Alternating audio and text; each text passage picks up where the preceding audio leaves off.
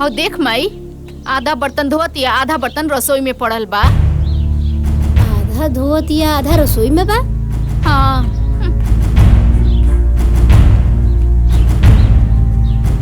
और सारा बर्तन पड़ल बा तो वो कौन बर्तन धोतिया?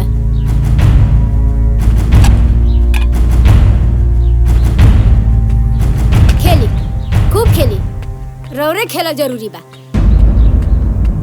का रे बड़की? का मजा तारे रे? हई सारा बर्तन हो जा रसोई में पड़ल बा। हई सब बर्तन तोर बाबूजी मर्जी है? हैं? अब बाल्टी कहाँ बा रे? और बाल्टी हो जा पड़ल बा। हई सब बर्तन ही जा पड़ल बा। हाउ चूल्ही तोर देख कितना बर्तन पड़ल बा। हम हर बात याद दिलाई तोरा के। कितना साल हो गइल तोरा आइले जा। आई तोरा समझ में ना आवेला? भिखारन कही के माँ बाप तो कुछ देलस नहीं, हमार बर्तन है।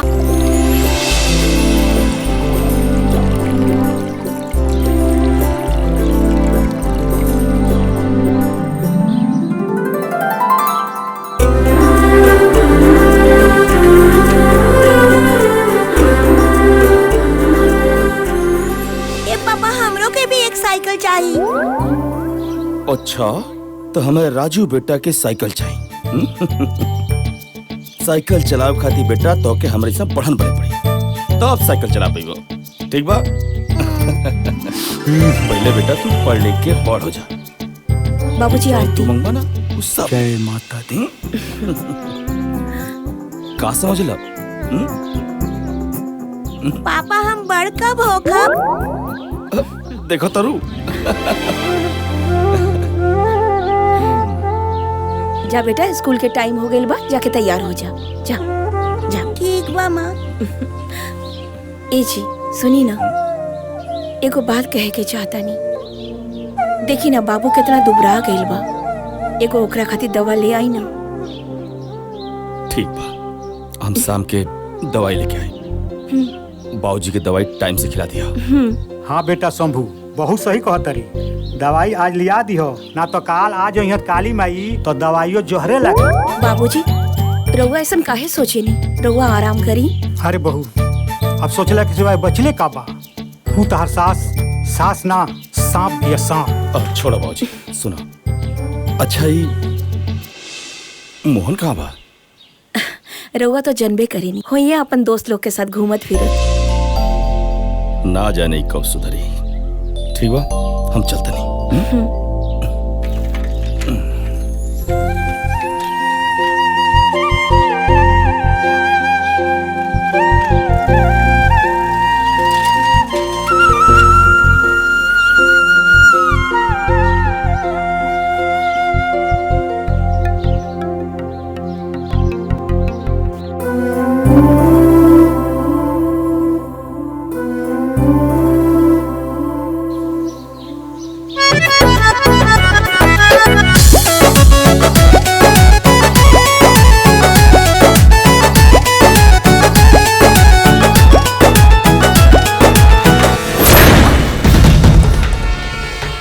अरे ये का बदतमीजी है?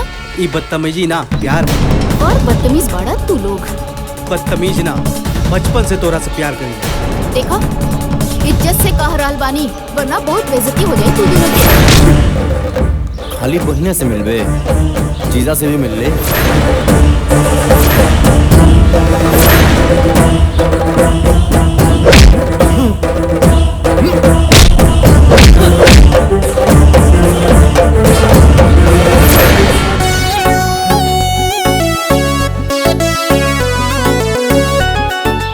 जरूरत है ओकनी के मार के दुश्मनी मोल लेवे के? अरे कैसन बात कहता रे? अरे केहू तरह के छेड़ी हम देखत रहो। आओ चल।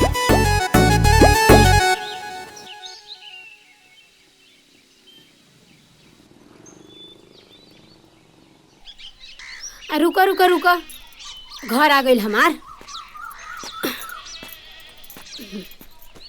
झोरवा ले लेवे दा। जा जा। अरे बाप रे बाप, हमारे इतना महंगा सब सामान गिरा दिलस। मनहूस कहीं के, जब से पैदा भइल बाड़े तब से नुकसान ही कर रहल बाड़े। भैया इतना महंगा सब सामान गिरा के रख देले। जायती ना माँ जी, ना देखलस। ऐसे लाग गई हुई। अच्छा, तो महारानी के मुंह में जबान आ गई। 4 दिन हम नैहर का चल गई हाँ, मार है बना सिंगार करके खड़ा हो गई है। भिखारिन कहीं के तो के रखले बनू हम घर में नौकरी करे खातिर, महारानी बने खातिर नहीं। अरे रहे भी दो का रहे दी, भर भर छिपा खाए के बा आ दिन भर खेले के बा। अरे बिया देख रे कोनो काम धंधा बा नहीं, रखले रही कपार पे बैठा। बहू एकरा बात के बुरा मत मनियो। कहल जाला कि कुकुर के पूंछ में कितनो तेल लगाओ तो टेढ़ा के टेढ़े रहेला, फिर कभी सोच न होला। हुए हाल तरह सास के बाद।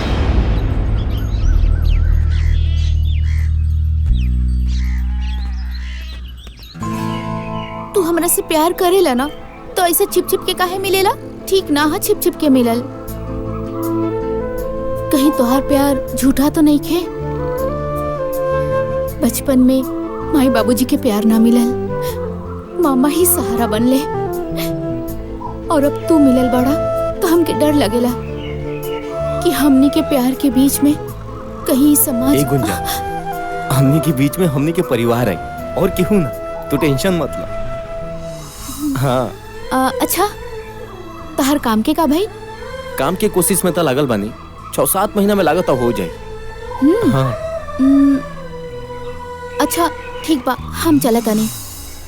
अगर केहू देख ली तो मामा जी से कह दी और उनका के बहुत बुरा लगी। हम चलत आनी। ठीक बा।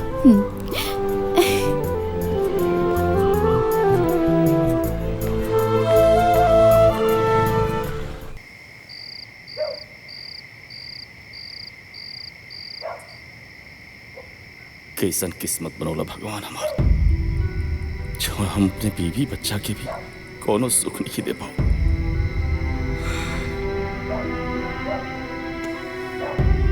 ये जी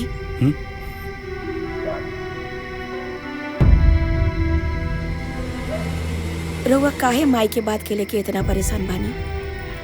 अरे ऐसा कोनो बात नहीं खे भाई। अरे राजू के डटबे न कैली हा का दादी माँ का इतना हक ना होला अपन पोता पे? कैसे मिट्टी के बनल भारत हो।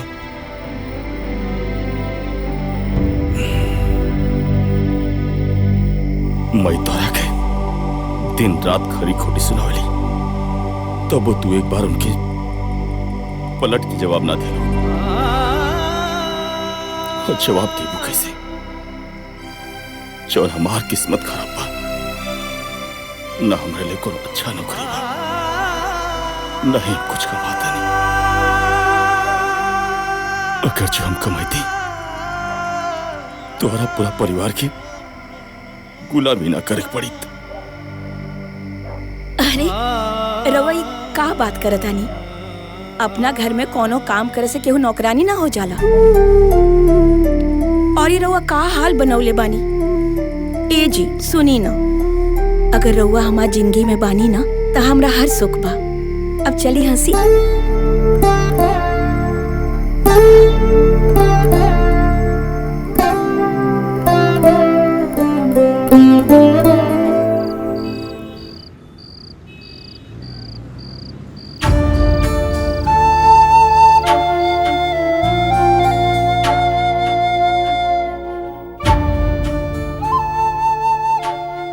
ए जी, इस साड़ी में गुंजा बिटिया बहुत सुंदर लगी ना? हाँ जी, एकदम गुड़िया जैसन लागी। पर एगो बात कही, जब वो घर से चल जाई हन्नू, ई घर एकदम खंडर हो जाई। कैसे ओकरा बिना हम जियब बोली? हम तो मर जाए। कहीं ना जाए तू लोग के छोड़ के। और इतना का जल्दी बा हमरा के भगवला के? हम बोझ हो गइल बानी का मामा? अरे ना बिटिया, ऐसन काहे कहा तारू? बेटी के घर से विदा हो ही के पड़ेला।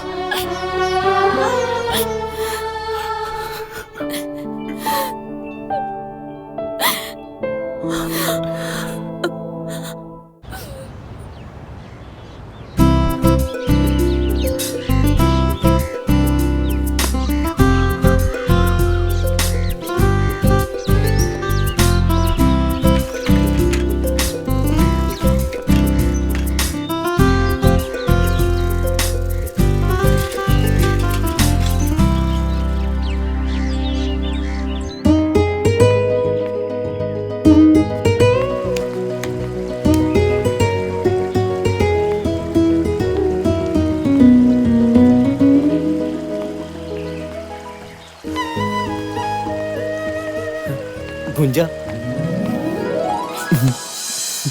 कैसन बाड़ू तू? मोहन, हाँ हमरा के बहुत डर लगता। अब तो मामा मामी भी हमार शादी के बात करे लगलन। का? और तोहरा से ये जुदाई सोच के ही हमार जान निकल जाई। ऐसे कैसे जान निकल जाए? तहार जान तो हमरा लगे बा। और वैसे भी ऐसा न तो हम कबो ना आवे दे। हम बहुत जल्द माई से बात कर ले। कब बात हुई? जब हमार डोली उठ जाई हम जात बनी। और हाँ, तारे से बात भी ना करब। ए गुंजा, गुंजा हमार बात तो सुना।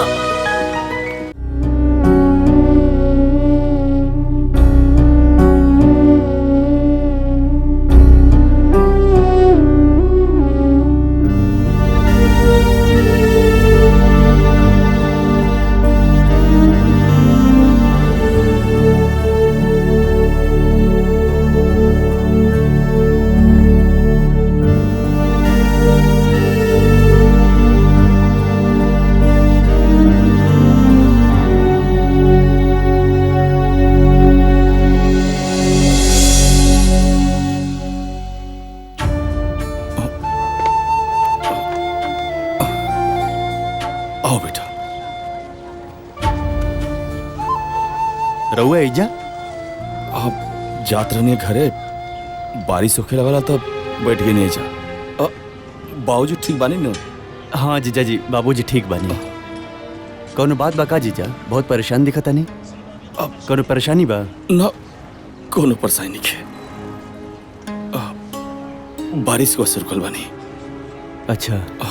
और सब ठीक बा ना घर पे? हाँ हाँ सब ठीक बा।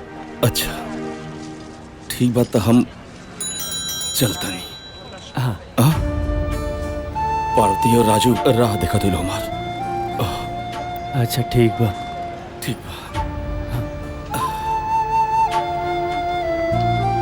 कोनो न कोनो जरूर बात बाटे। एकरा पहले जीजाजी कितना परेशान कबो नहीं के देखले।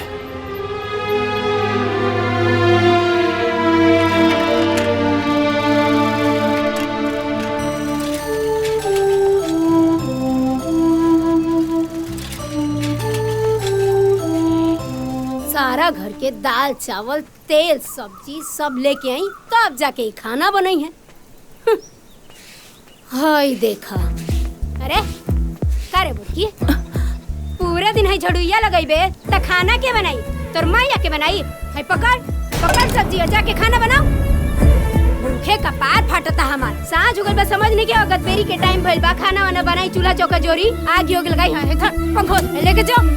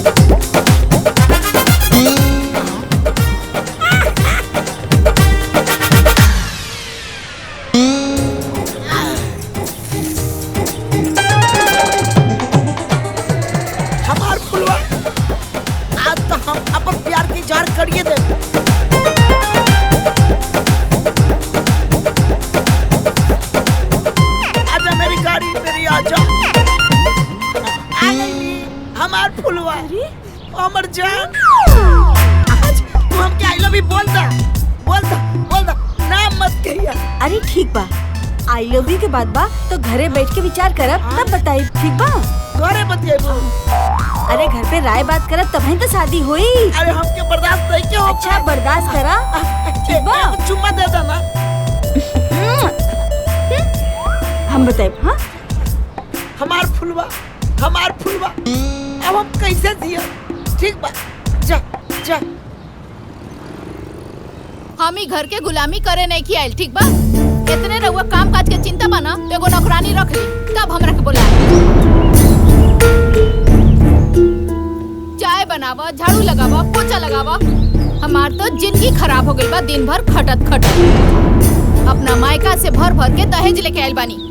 आ इतने रहुआ खाना पीना साफ सफाई के चिंता बाना तो एगो नौकरानी रख ली तब हमरा के बोलाए। अरे तू कैसन बात करता है? आपन काम किए ना करेला। आपन काम करे में कोनो शिकायत बा? कहनी ना हमरा से ना होई तो ना होई। रउआ इतने चिंता बना तो पहले नौकरानी रखी फिर हमरा के बुलाए। हम जाता नहीं अपना मई के। अरे जा जा करू तो जा। जैसन गेहूं वैसन रोटी, जैसन माई वैसन बेटी। हमार तो किस्मते फूट गई। कैसन घर में बियाह हो गइल बा।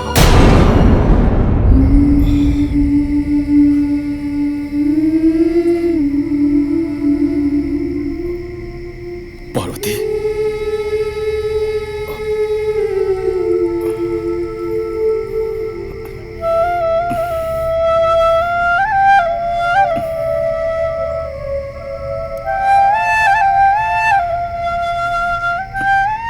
पार्वती लगा था कि माई के बात से तू नाराज बाड़ो। अच्छा तू हमसे नाराज बाड़ो कहे कि जब से तो के बियाह का खिलाल बानी तो के आज तक हम कोनो खुशी ना दे पानी। ना जी ऐसन मत बोली। देखी ना माई हमरे साथ जे भी दुर्व्यवहार करी हम उस सहजानी। देखा पार्वती एक दिन माई जनवाना हमने की जरूर समझी और हमने प्यार भी करी। सब ठीक हो जाए। हमरा के तो बुझाता कि माई के प्यार हमरा के कब्बो नसीब ना होई।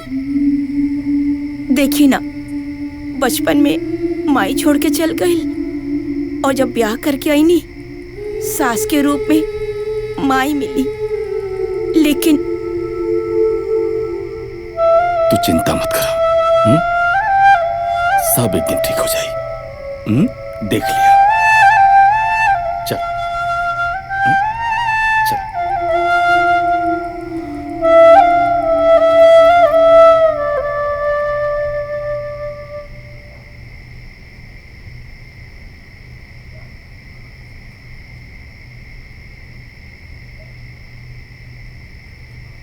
पार्वती पार्वती हमार बिटिया बिटिया पार्वती। बाबूजी बाबूजी का बोल रहे हो के? हमार बिटिया कोनो बड़ मुसीबत में बिया। हमार पार्वती हमरा के याद करतिया। ए बेटा हमरा के ओकरा लगे ले चला बेटा। हमरा के ओकरा लगे अरे ले बाबूजी चला। बाबूजी रउआ कोनो बुरा सपना देख ले रहनी है। अरे हम बानी ना जाके दीदिया का हाल खबर लेके आए बाबूजी। रउआ सूती बाबूजी। वैसे भी आपके तबीयत बहुत खराब बाटे। सुबह हम जाए दीदी के सारा हाल खबर लेके आए। हम बानी ना रउआ काहे परेशान होते बाबूजी। रउआ सूती रउआ सूती बाबूजी। वो दिन हम जीजा जी के भी चाय की दुकान पर परेशान देखने और बाबूजी भी आज कहते रहे कि बिटिया परेशान बिया। एकर मतलब जरूर कोनो बात बा। हम कल सुबह जाके जरूर देखे कि बात का बा और हाल समाचार ले। यह सही रही।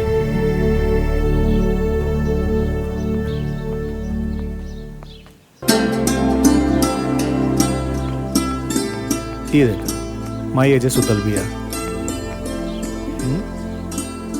आप उठाई। उठाओ माई। ए माई ये देख काली अलबानी आ गए बाबू घूम के। देखी ना माई रवा खातिर कितना सुंदर साड़ी लेके आइल बानी। अरे हमरा खातिर साड़ी लेके आइल बड़ू बहू रानी।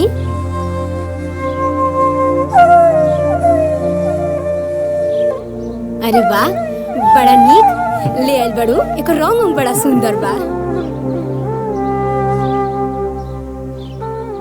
अच्छा भैया खाली माई खातिर ले आइल बड़ा हमरा खातिर ना। अरे पागल। चाचा हमरा खातिर का ले आइल बानी। हाँ का लेके आइल बड़ा। जब देखा तब भाग के चल आवेला और गले लग जाला। जा अपन पापा से मांगा। जानवी लड़का से ऐसा ना बात करे के चाहिए। इला बाबू ये तोहरा खातिर। अरे का गलत कहता रही हो। एके अगर अपन शौक पूरा करे के बा तो अपने बाप से कहे। वो पूरा करी, ते काहे करबे?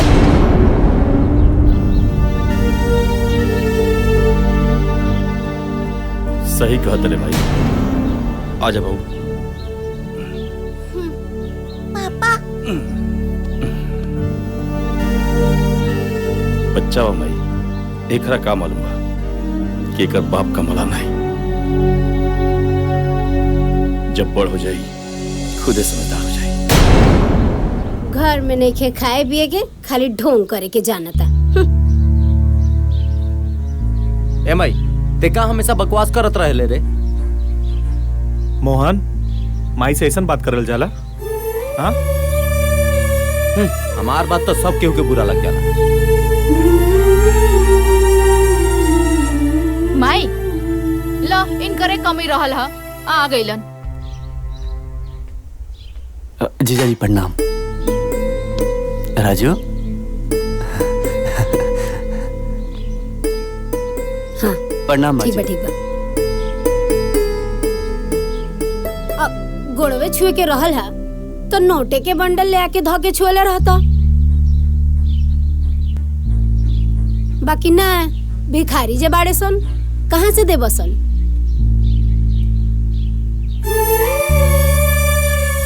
आज तो कुछ देला ना, चल आवेला मुंह उठा के बहिन की है, लाजो ना लागेला। खाए के मिल जाई अच्छा अच्छा। ना ना माँ जी, ऐसन कोनो बात नहीं खे। हम दीदी के हाल चाल लेवे आए रहनी, हो गई। अब हम चलत नहीं। अरे बाबू तू बैठा, हम तोहरे लिए नाश्ता पानी ले आवत हनी। ना ना दीदी, तो उससे मिले आए रहनी। सुंदर, अब बाबूजी की तबीयत ठीक बा ना? हाँ बाबूजी ठीक बने। माई आइल बड़े जई है कि रही है? ना ना हम चल जाए। ठीक बा दीदी। ठीक बा माँ जी, प्रणाम। हाँ ठीक बा।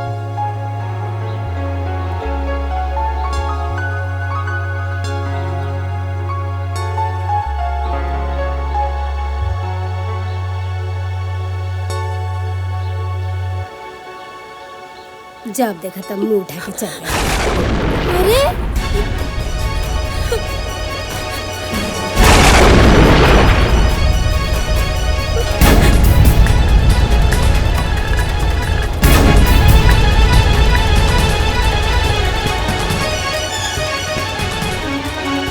गजब नौटंकी बा, जैसे बुझाता कि हम मार पीट के इनका के जेले में रखे नहीं कर बड़का। देख तो एकरा के हम का बोल देनी कि भाग के चल गई। कतना ही नाटक करतिया। तेहू जो तेहू जो ओकरा पीछे जो, मेहरी के गुलाम के।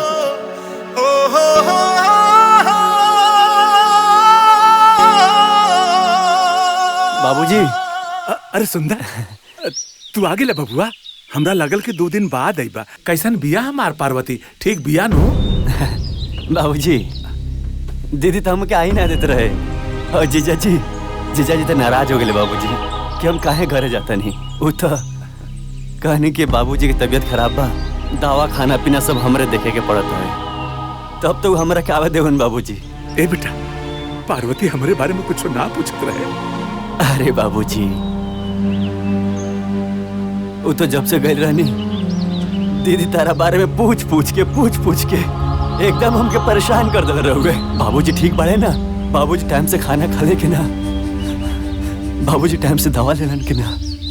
जब से गई रहनी ना बाबूजी, वो तारा बारे में पूछ पूछ के बाबूजी बहुत परेशान कर दे रहे। बाबूजी का बताई बाबूजी। दीदी, अरे जेकर तो राम जैसन पति हो के ओकरा का दिक्कत हुई बाबूजी? वो तो राज कर दिया, राज। बाबूजी बहुत खुश भी है बाबूजी। हमार नाट ठीक बान। अब तो बड़ हो गई लोग की, अब तो डोलत होगी ना। अरे बाबूजी, वो तो दौड़त आवे। जैसे ही गई नहीं, हमसे लागल पूछे, नाना हमारा खातिर कुछ ना भेजलन का मामा? हम कुछ ना लगनी है बाबूजी ओकरा खातिर। का बताई, बहुत मुलक्कड़ बानी हम। हे भगवान, तुहार लाख लाख शुक्रिया बा, हमारे पार्वती का ऐसा घर मिलल।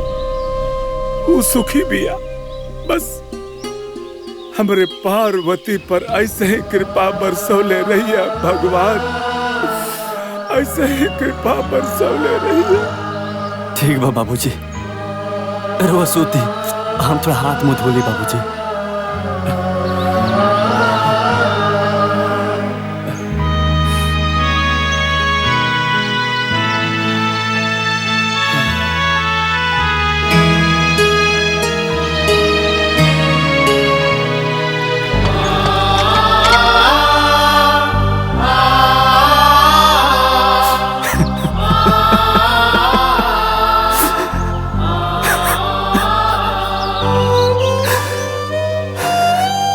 अरे क्या बताई बाबूजी, हमके माफ कर दिया बाबूजी।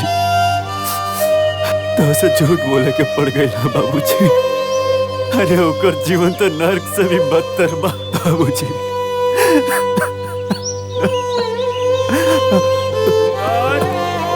ए सुंदर।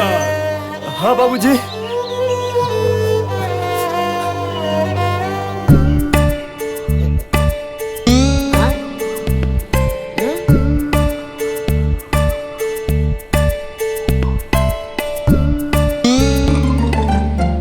करे तोर चोखा लेके मुंह देख के ना हमारा सारा मूड खराब हो गई। न कुछ बोला तारे और न कुछ बतावा तारे। बोल ना आखिर का भइल? का बताइए, हम तो अपना घर से परेशान बानी। घर से का बात बा, कुछ तो बताओ। का बताई हम तोहके, कल बड़की भौजी के भाई आयल रहले घर में, जोन भइल ना।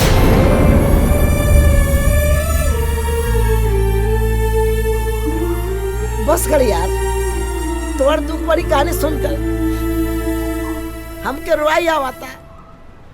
एगो तो हम पहले से परेशान बानी, वही में एगो तो आ टेंशन। का बोल तारा के नहीं जानते ऐसन का हो गइल? हमार फुलवा हमरा के छोड़ के दूसरा के बाग फुलातिया।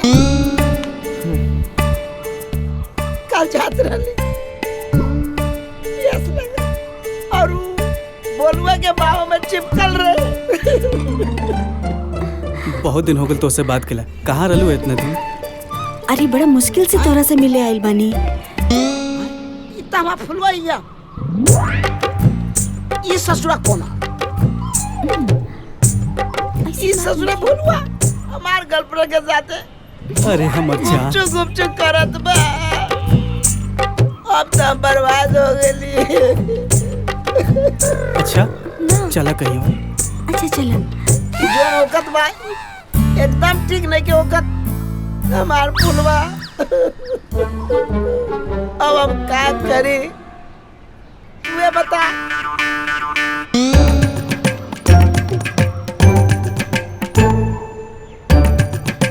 तुहार हमार एक की कहानी बा। हमार फुलवा हमरा के छोड़ के जाती है और तू घर छोड़ के भागता रहे। छोड़े भगवान भाड़े ना।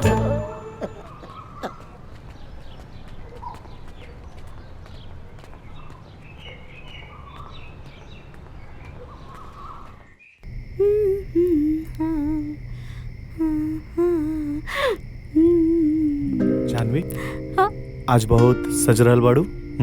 का बात बा बोला।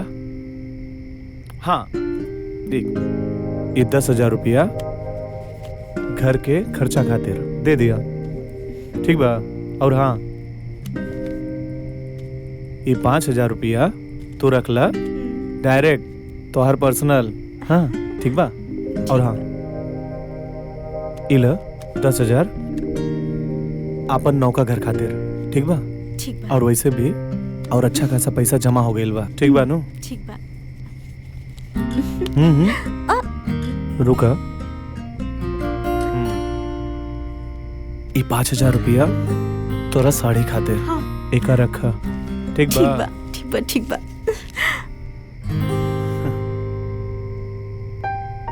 इतना वो बहुत अच्छा कहनी। एगो बात कही, लेकिन वो के माने की पड़ी। अच्छा एक बात बतावा, बड़ा रोमांटिक होके कहा ताड़ू। ये बतावा, आज तक हम तोहार कौन सा बात ना मननी है? वो हम ई कहे के चाहता नी, रउआ जो 10,000 रुपया घर में देता नी, वो देवे की बात नहीं खे, बस रउए कमाई जाता ही घर में। देखा, तू बात तो सही कहा ताड़ू। एगो बात बतावा, भैया का कमाई धमाई बंद बा और जोन भी कमा ले थोड़ा मोड़ा तो दे ले नो। रउआ के समझावल बेकार बा, कितना समझावता नहीं लेकिन रउआ समझे के तैयारे नहीं की होत। सब लोग अपन परिवार देखी, रउआ अपन परिवार देखी, वो अपन परिवार देखी है। तू अपना दिमाग पे ना ज्यादा बोझ मत डाला। और सुना, और जौन नयका घर बुक कैनी है ना, जब वहाँ हम सबे चल जाए ये सब छूट जाए। रउआ ना खाली भैया भाभी के चक्कर में लागल रहेले।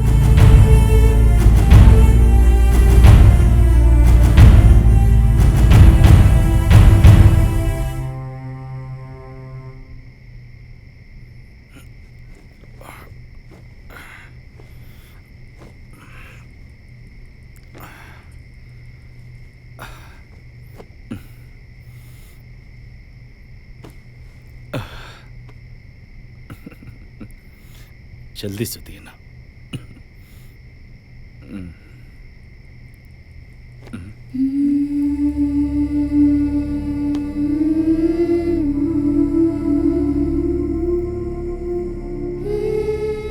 पार्वती, का भाई आज के फिर कुछ कहा लगा जौन तोर चेहरा उतरल बतना? ना, ऐसन कोनो बात नहीं है। जब तोहरा झूठ बोले ना आवेला, काहे झूठ बोले लो? हाँ, हम सब जानता नहीं कोनो कोनो बात तबाह। बताओ हमरा से का भइला? अच्छा बताओ, बात का भइला? उ कहा जी मजली बहू से संजय बबुआ कहत रहले कि वो अपना पत्नी के सैलरी देले हाँ। कहलन हा कि 10,000 घर के खर्चा अब 5,000 तोहर पर्सनल खर्चा और 10,000 ऊ जो नौका घर खरीदा था, और ये 5,000 के तू साड़ी ले लिया। और वो कहनी है कि बड़का भैया तो कमाते नहीं खन, जॉन कमा के देता रहा, घर खर्चा वही से चलता, बाकी रउआ कुछ बुझाला ना। रउआ बारे में ये सब सुन के अच्छा ना लागल। पार्वती, ठीक है तो कहता लोग, उनका अपने और अपने परिवार के बारे में, उनके भविष्य के बारे में सोचल कोनो गलत थोड़ी बा, लेकिन यो सही कहता लोग, हम उनके जितना कमात नहीं।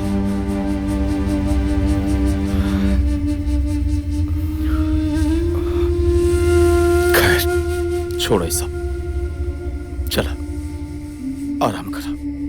आओ चल अब सुतल जा, बाबू सुत गेल बा।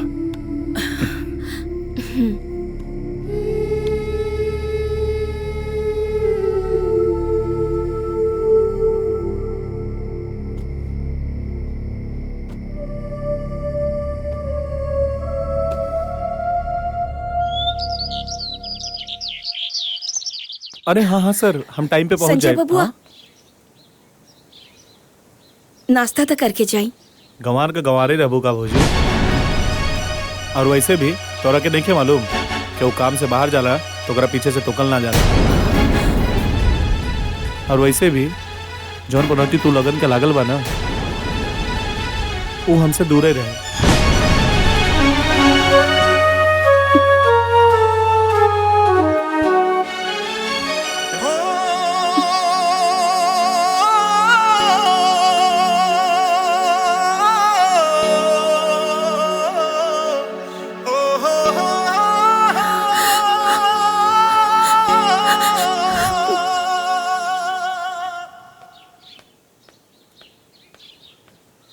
का हो अभी ले खिसियाइल बाड़ू?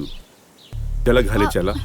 हम रउरा से कहले रही ना कि जब तक नौकरानी ना आई हम घर ना जाई। वैसे भी पूरा परिवार के खाना हमरा से ना बने। अरे हम तहरा से अच्छा हम कहाँ से खोज के लिए आई? का एकर मतलब हम नौकरानी हई? अरे ना ना, हमरा कहे के ई मतलब बा कि तहरा ऐसन स्वादिष्ट खाना कोनो नौकरानी बना सकतिया।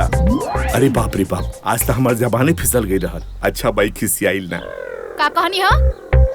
अरे कुछो ना, हमरा ई कहे के बा कि तू जब देखा तब केहू के सामने हमरा के कुछ बोल देलू। हमार कोनो इज्जत बाकी ना। अगर रउआ इतने इज्जत के परवाह रहित ना तो रउआ यहाँ ससुराल में आके ना बैठती और ऐसे भी कान खोल के सुन ली, जबले नौकरानी ना आई हम घरे ना जाई तो ना जाई।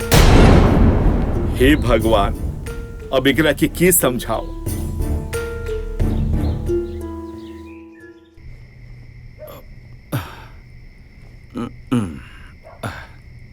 अरे पार्वती, आज बड़ा लेट कर दिलू हो। बर्तन ज्यादा रहा का? अरे का बात बाटे, तोहार चेहरा काहे इतना उतरल बा? अरे तोहरा तो बुखार बा हो। ना ऐसन कोनो बात नहीं खे, थोड़ा सा बुखार बा ठीक हो जाई। थोड़ा सा बुखार बा ठीक हो जाई? हाँ, तोहरा अपन परवात कोनो करे नहीं। तू हमके बतौल तो डॉक्टर के पास जाके दवाई तो ला लेती। हाँ, एक काम कर, चलो बेटा सुता, तू आराम कर। चलो चलो आराम कर बेटा, बेटा आराम से बेटा।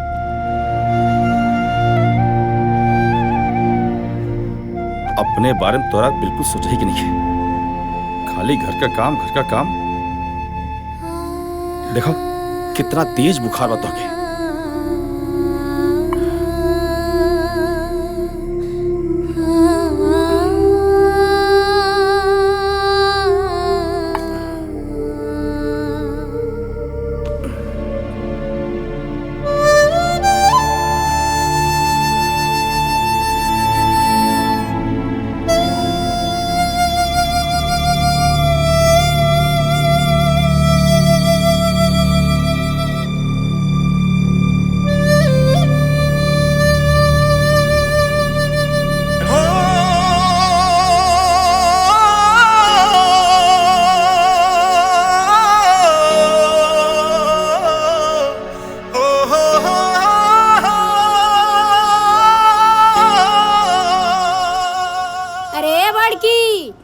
भिखरनिया पता नहीं कहाँ बिया, चाय पानी कुछ ना मिलला। घाम चढ़ गइल कपार पे, लेकिन चाय पानी नसीब ना भइल।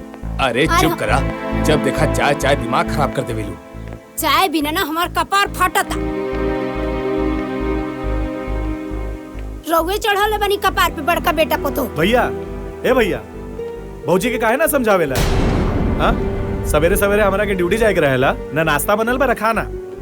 एक तो घर में सबसे ज्यादा पैसा भी देनी और बिना खैले काम पे जाए।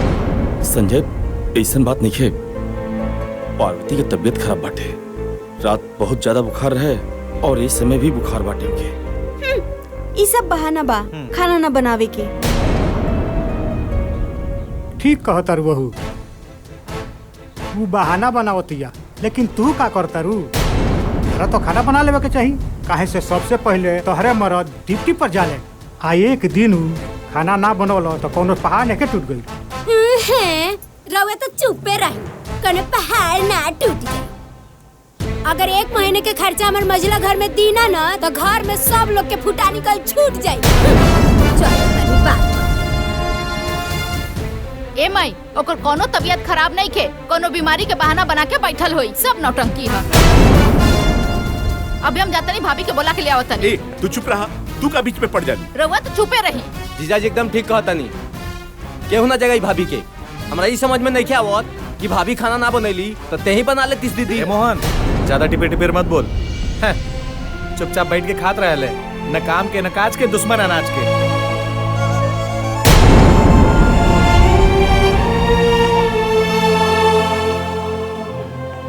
भैया, हमरा के जौन बोले के रहल हम बोल देनी है, दोबारा ऐसा न होके के चाहिए। चला। खाना बनैला के अलावा और कामे का बा दीदी के? पड़ गई रउआ करेजा में ठंडक, अब हमार लड़का भूखे ऑफिस चल जाए।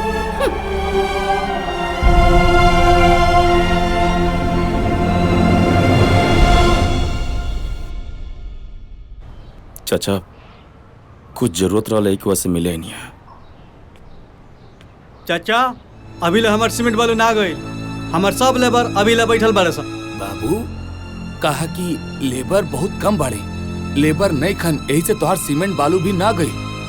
लेबर अइहे तो तुरंत तोहरा के भेज दिया जाए। जल्दी गिट्टी बालू पहुंचवाई, और ना तो हम दूसरा जगह से जाके ले ले। ए भाई, तू चिंता मत कर, तोहर गिट्टी तोहर यहाँ पहुंच जाए। तू जा।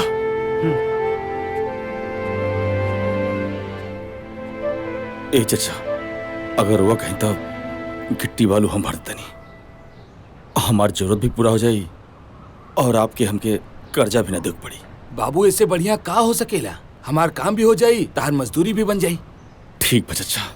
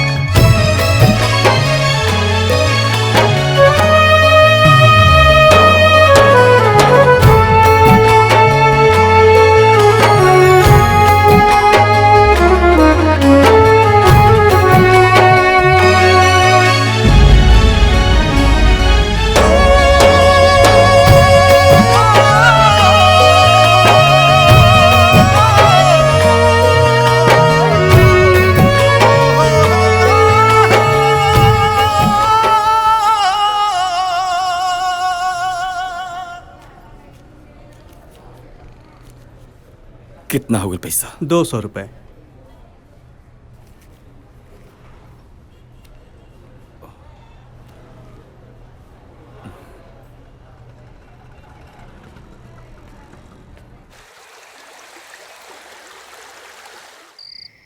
ली देख ली मरचा के ठूट, कुल ऐसे ही पड़ल बा, कुछ साफ नहीं के कैले।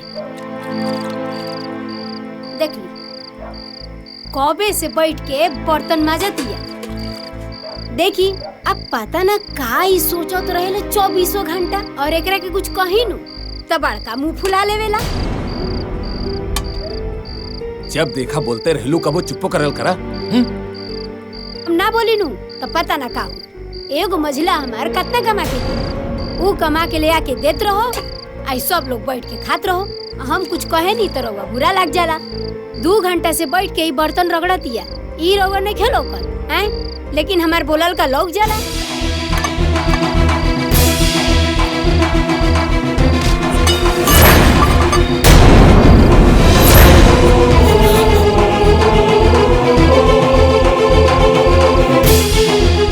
एकरा का होई थी, ई काहे बर्तन पकड़ ए जी, ई का करत आनी जी? कुछ मत बोलिए।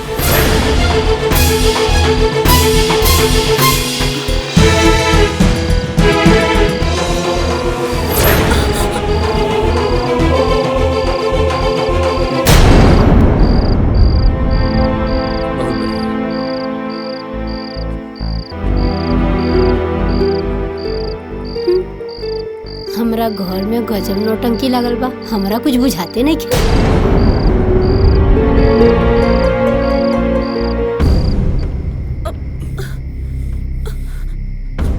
बैठा, सुनी ना हमार बात। एकदम चुप रहो।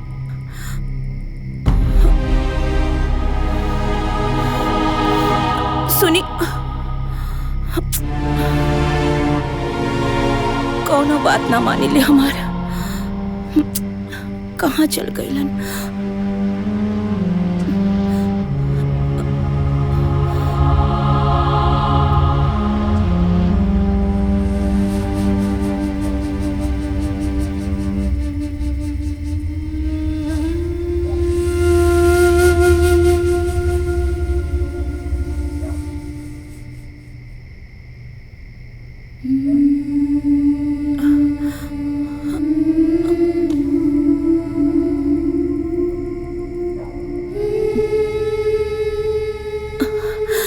हमरा भूख नहीं खेला। खा ले चुपचाप, खाना खा।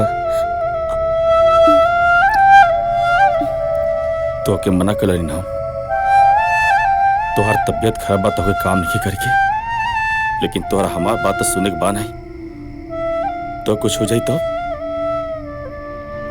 तू हमार बात खाई सुनबो। अपने मन का खाली तोहरा करे बाटे।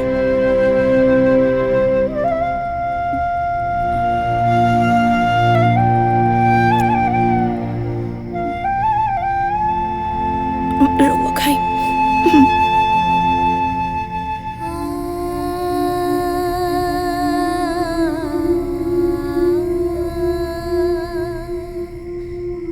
लापरवाह बोल तू। हमरा के कुछ ना होई। कुछ ना होई? इतना बुखार में तपत तलो कर बाद जाके सारा बर्तन मांज दो। हम ठीक बानी। तोहरे खातिर दवाई ले गेला नहीं, लखा लखा एक और खा।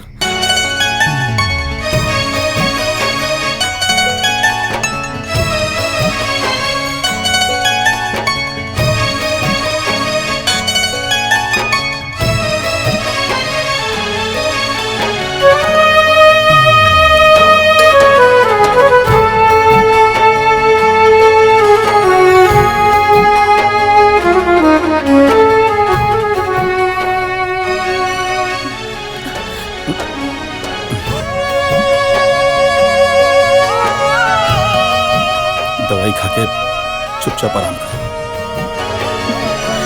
अपने ही घरवा पराया जैसन लागे, अपने ही घरवा पराया जैसन लागे, कि करा से कोई दुख अपन कहाँ जाके, रात दिन कुहू के भीतरिए परान, ताना बाना सुनी सुनी भूखेला बिहान, ताना बाना सुनी सुनी भूखेला बिहान।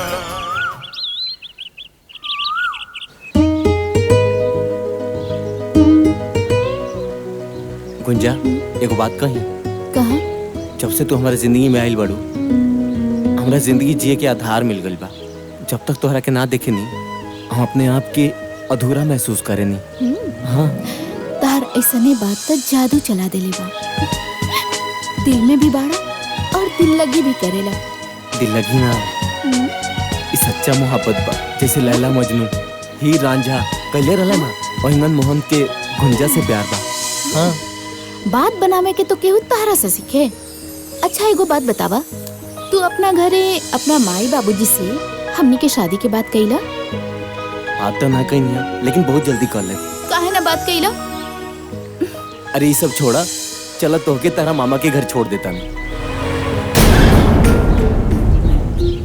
अरे इतना गुंजा हिया, बाकी तो कॉलेज गल रही है।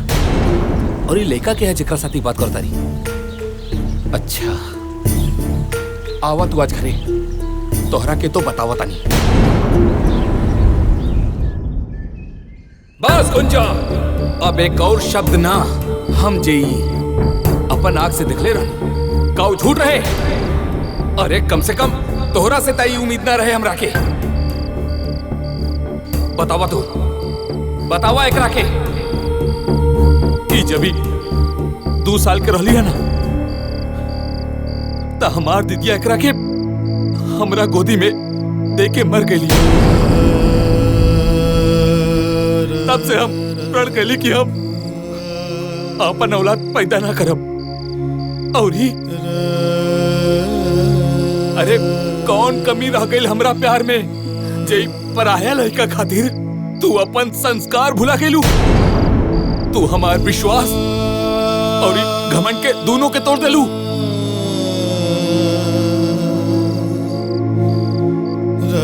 ना मामा जी, हमरा और विश्वास और संस्कार कुछ नहीं की भुलाई। रउआ जौन कहब हम उहे करब, लेकिन ऐसा ना बोली। तो कैसे बोली? आए अरे जौन चीज हम अपना आँख से देखले रहनी है, का झूठ रहे? मामा जी, रुआ जौन भी देखले रहनी है, वो सब सच बा।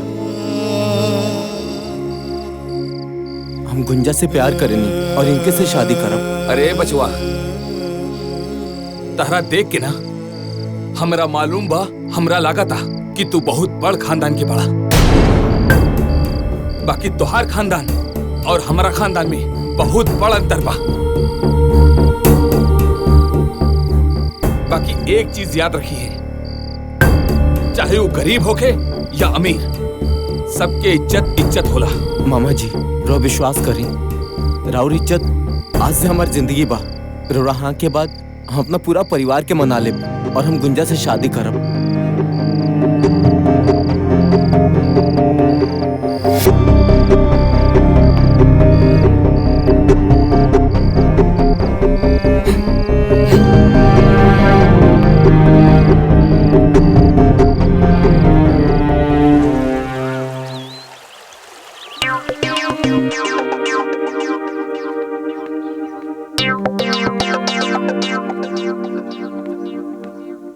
ए भौजी, भौजी। अरे देवर जी, का बात बा? आज बड़ा खुश लागत आनी। ए भौजी, उ का बात बाकी रवा से एगो बात। ए भौजी, एगो लड़की से हम प्यार करेनी, ओकरा से हम शादी करके चाहतनी। सुनी भौजी, माई से बात करी ना रवा शादी खातिर। पहले ई बताई कि ई गुंजा के है जी? कहाँ रहेली? उनकर माई बाबूजी का करेलन? ए भौजी सुनी ना, उनका घर के सब लोग तैयार बा, बस रवा माई से बात करी ना शादी करे खातिर। प्लीज भौजी बात करी ना भौजी। हाँ ठीक बा। बाकी रउआ तो जनबे करेनी, हमरा पे अम्मा जी हमेशा जरल रहेनी। फिर भी सही समय देख के हम बतिया ले। हाँ भौजी बतिया ले प्लीज। ठीक बा भौजी, चली दिए कपड़वा लेता नहीं हम, चली। अरे वाह देवर जी। बड़को।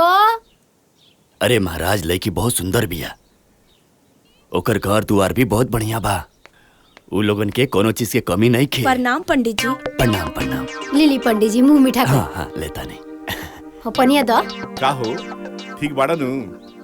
पंडित जी तो बुझाता कि तोहर ब्याह कराइए के मनी। जीजा जी रो तो पता बा, ऑलरेडी हम गुंजा से प्यार करेनी, उनकरे से शादी करब।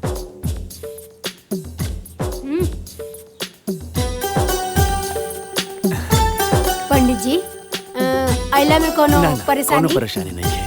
अच्छा तो तनी तो जना काम खाती आइल बनी उ करी, फोटोवा दिखाई। अच्छा अच्छा, दिखाओ तनी। ना जी। ई बाटे, ई देखी चाची जी लड़की के फोटो। लड़की तो सुनर बिया जी। हाँ हो, ठीक बिया ना? ठीक बा। सुंदर बिया, संस्कारी लागतिया। बताई दान दक्षिणा तनी। दान दक्षिणा के तरह चिंता मत करी। इनकर बाप दक्षिणा दिहन रहुआ के 3 लाख रुपया। 3 लाख? लड़की सुनर ना लागल हमरा। अच्छा तो कोनो बात ना बा जजमान, ई देखी। अच्छा ठीक, दोसर बढ़िया दिखाई। जिया जी तनी माई से बात करी ना।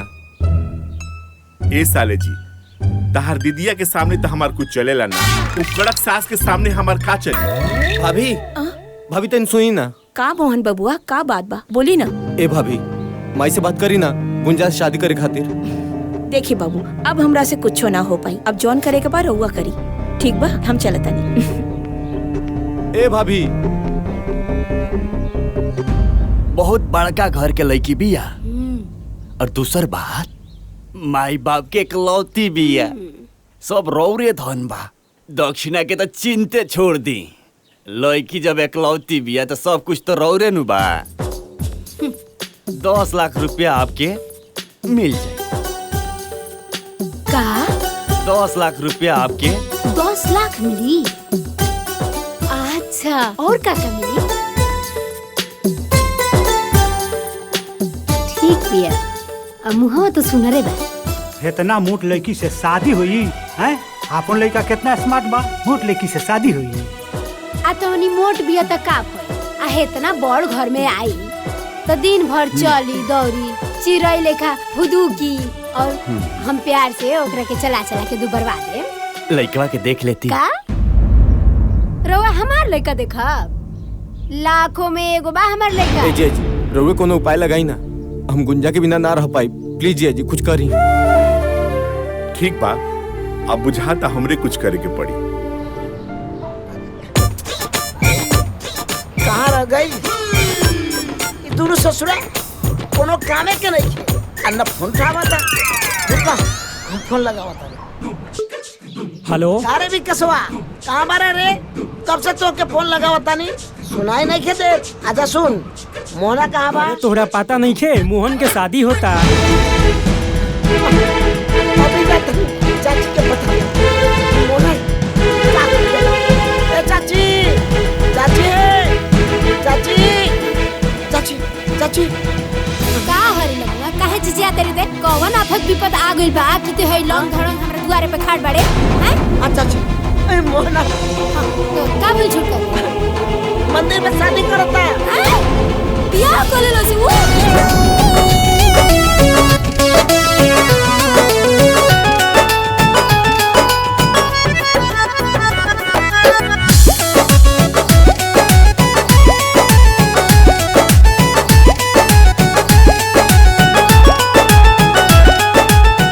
चाची और तो और हमरा के बारातो नहीं के ले गेल का?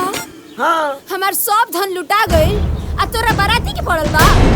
मोहन बियाह तो कर ले लो, अब चाची के कैसे समझाई? अरे जन होई तो देखल जाई। जिया जी बानी ना। अरे अरे अरे और के तो देह ला।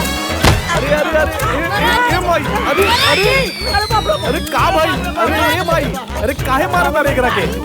अरे अरे बाप, अरे अरे कुछ तो बताओ। घर में रहबे पता कर दे तो अपनी पता चली कि का भई। अरे जब बताइबे तब तो पता चली। भाग गई। अरे तोरा कुछ पता बा? अरे जब बताइबे तब ना मालूम पड़ी। अरे छोटका नु बियाह कलश मंदिर में जाके बियाह आवे दे ओकरा के घरे। आज को टंगरी तोड़ देब हम।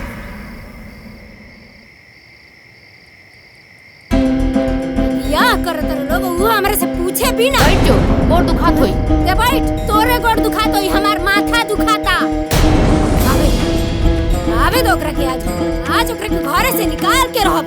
अरे गुस्सा थूक दो, अपने न खुन हो। अब एकदम चुप पे रही। अगर रावा कुछ बोली लो बीच में, राव हमार बिगाड़ हो जाए, टकराव हो जाए, कह देता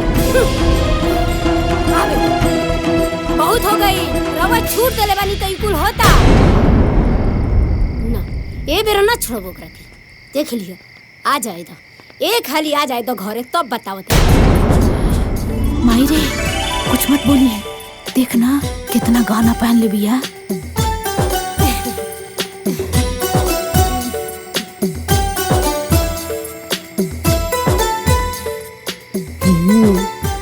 गाना तो खूब भारी पहन लिया। का बात बा, बहुत बढ़िया। नथियो असली लगता।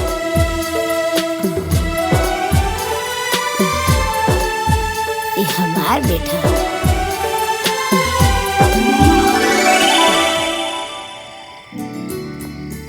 चलिए देवर जी। चला ठीक भइला कि हम डटनी है ना। आई देवरानी जी, आई बाबूजी। प्रणाम बाबूजी। गोलातन बाबूजी।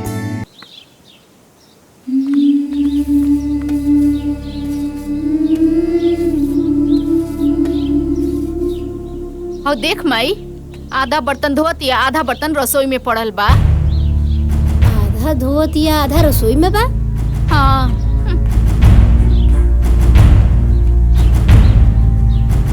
भाई सारा बर्तन पड़ल बा तो वो कौन बर्तन धोतिया?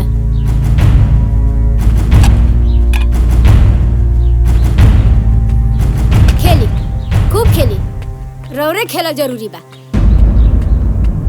करे बड़की का मजा रे? भाई सारा बर्तन हो जा रसोई में पड़ल बा। हई सब बर्तन तोर बाबूजी मर्जी है? अब बाल्टी कहाँ बरे? और बाल्टी हो जा पड़ल बा। हई सब बर्तन ही जा पड़ल बा। हाउ चूल्ही तर देख कितना बर्तन पड़ल बा। हम हर बात याद दिलाई तोरा के। कितना साल हो गई तोरा आइले जा, आई तोरा समझ में ना आवेला? भिखारन कही के माँ बाप तो कुछ देलस नहीं। हमार बर्तन है, हमार बर्तन। चोर कही के जा देखा तब मनहूस लेखा बैठा रहतिया। काम करतनी कि करा से को पागल करके रख देले बिया। अपन कहाँ जाके रात दिन कुहू के भीतरिए परान। अच्छा लगा था कि हमरे कुछ करे के पड़ी। जब देखा तब ये लोग बड़की दीदी के सतावत रहेले। ताना बाना सुनी सुनी हो खेला बिहान।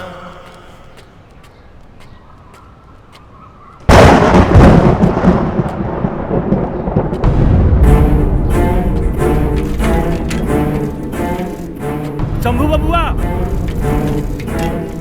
अरे वो शंभू बबुआ, शंभू बबुआ।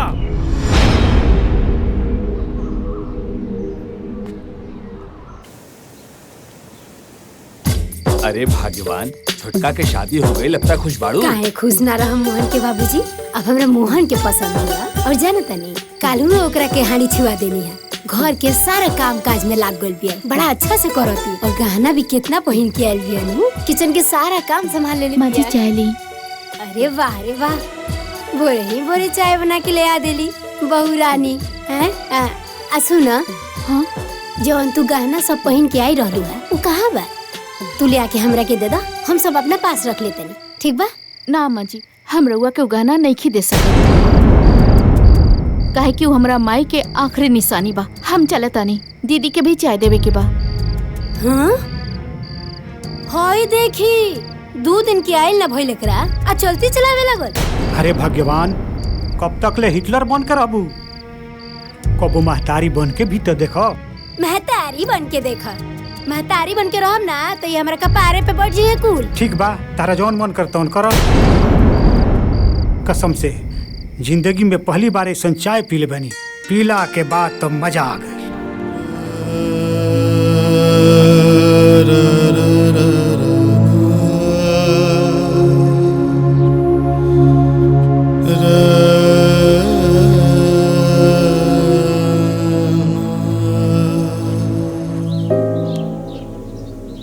तू जब से हमारा जिंदगी में आइल बड़ू, हमार जिंदगी सुधर गइल बा। बस ऐसे ही साथ निभावत रहा। सुनी ना, ई तो हमार फर्ज रहला और रउआ साथे 7 फेरा जो ले ले बानी तो पूरा तो करे के ही पड़ी ना। सुंदर, जवन पूछा तानी तवन सच सच बताइया। का भइल बाबूजी? बहू तू चुप रहा। का रे, तू तो कहत रहले कि बबुनी राज कर दिया। जब बबुनी राज कर दिया तो शंभू बबुआ बाजार में ठेला काहे की इज्जत बाड़? अरे उनकर हालत देख के हमार करेजा रो रहल बा। तू हमरा से झूठ काहे बोल ले? काहे बोल ले? काहे बोल ले? काहे बोल ले? अरे बाबूजी, हम दीदी के घरे गइल रहनी, ओकरा घर के हालात देख के हम का करी बाबूजी, हम खुद टूट गए अंदर से। बाबूजी ऐसे भी और तबीयत खराब रहेला बाबूजी, रहो के बर्दाश्त कर पाती बाबूजी, यही सब ना बताओ।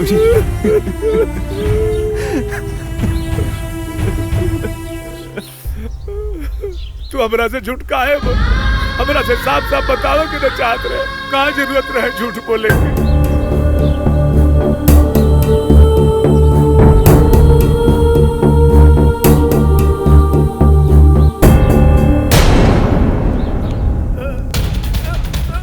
बाबूजी, बाबूजी, बाबूजी, बाबूजी, बाबूजी, बाबूजी,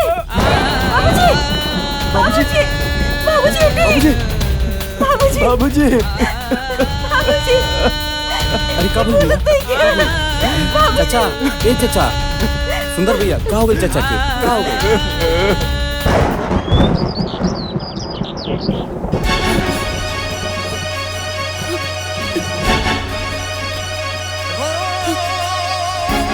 मोहन बबुआ, का भौजी? हम क्या हमार घर छोड़ दी? राउत भैया अभी तक ड्यूटी से ना आइलन। चली भौजी। अरे बड़की, अगर ते एक कदम आगे बढ़ा ना तो बेना से मार के तो तगड़ी तू, हैं?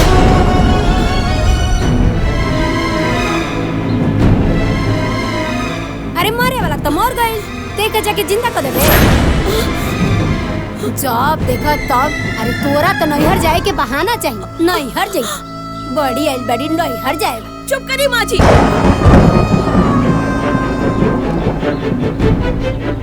रउआ जीते जीता हमरा बाबूजी से मिले न देनी। और आज वो मर गईलन, रउआ फिर भी मना करत आनी। अरे कम से कम एक बार उनकरा के देख तो लेवे दी। तो इतना हिम्मत अरे माई का हो रहल बा? चली भौजी, भैया सुनिए तो खुदे आ जाए। चली माई के तो कुछ बुझाला ना। का भइल? अरे वो जुबान लड़ाती है हमरा से, देखा तार बड़की के। अरे जाए दे रे माई, वैसे भी होकर बाप मरल बा।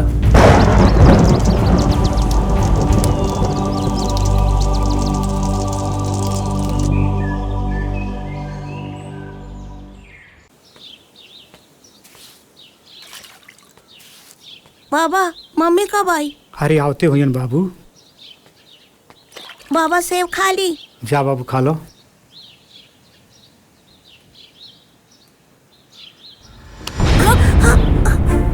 सेब खेबे इतना सेब खाए के मन बना तो अपने बाप से बोल, बाजारे से जाके खरीद के ले आवे। बिस्किट खाए के औकात नहीं खे, सेब खाई है। तेरे बाप 1 रुपया कमाइए ना, अब बेटा चले बड़े सेब खाए। चल भागी से।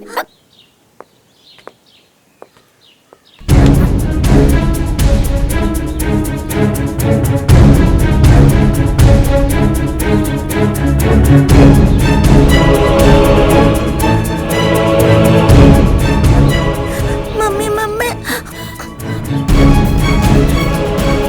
रउआ सेब खाए के इतने शौक बा तो रउआ बोली बाबूजी के कमाई के।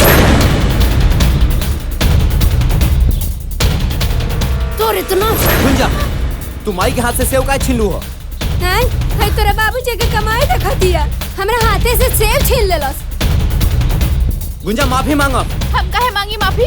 जो अम्मा जी कहनी है उहे हमहू कहनी है। मोहन,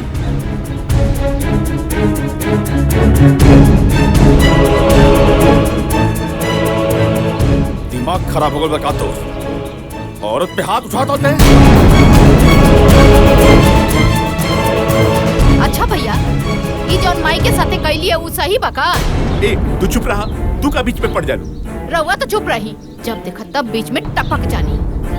इनकर इहे उपाय बा जौन मोहन बाबू करत तारे। वाह रे भैया वाह। अगर तोहार सगे महतारी रहती तब वही बात बोलता। संजय, ते कहल कहा जाता है वो हमार मायना है।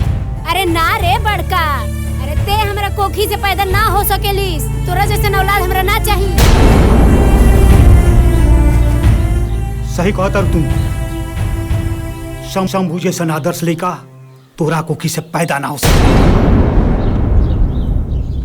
अरे शंभू जैसन आदर्श लेका के पैदा करे खातिर महतारी के तपस्या करे के पड़ला। तपस्या जौन की तारा से ना हो सकेला। बाबूजी, आप चुप रहे, मत बोली बीच में। माई हमरा के अपन बेटा माने न माने, संजय अपन भाई माने न माने, लेकिन हम संजय के अपन सगा भाई माने नहीं, और माई के माई। अरे ना ना रे, हम तोर माई ना हई, बिल्कुल ना हई। अरे तोरा ना ए घर में रहे के बा, यही से ई ललो चप वाला बात ते करत रे। काहे से कि तोरा तो कमाए धमाए के बा ना। अरे ते ए घर के खर्चा का चले, ते तो अपना मेहरारू और लड़का के खर्चा चला लेना, तो उहे बढ़न बात बा। ना माई, ना तो मैं घर में रहे खातिर कुछ बोलता नहीं, और ना ही केहू के डर से। हम तो बाबूजी खातिर चुप बने, ना तो हम बोलती और पूरा घर सुनी। भैया कह देला ना सौतेला वाला बात। पूरा गांव जवार जाना था कि हमने तोहार सौतेला भाई है, लेकिन तोहरा मुंह से सुन के हमरा के अच्छा लागल। और बाबूजी तोहार बड़े और माई सौतेली। वाह भैया वाह। बड़का भैया आज तक हमनी में कोनो फर्क ना समझ ले, आ तू इनका के सौतेला कहता रह। अरे हमरा तो शौक होता, सौतेला ही ना बल्कि तू बड़ा तू। मोहन, संजय,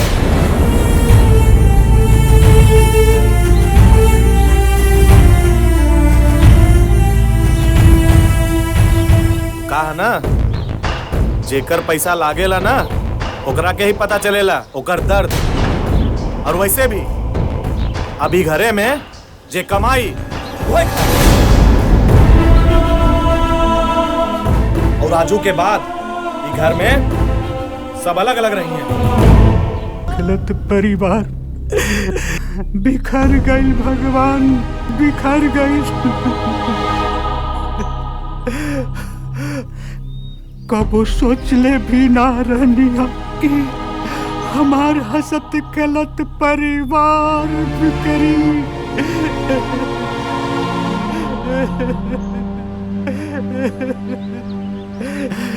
हे भगवान।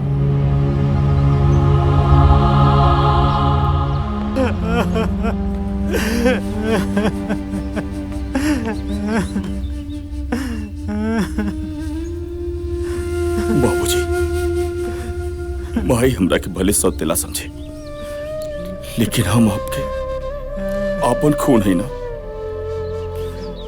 बोली बाबूजी, बाबूजी आप जनबाना हमने के साथे रहो, हमने के साथे।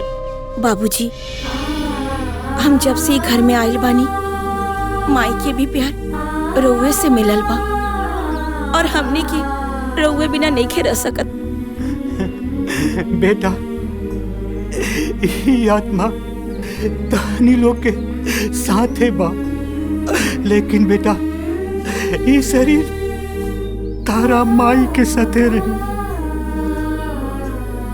कैसे हम उनका से शादी करके ले आइल बानी, शादी करके अब तक शरीर मरला के बाद ही अलग हुई बेटा, मरला के बाद ही अलग हुई।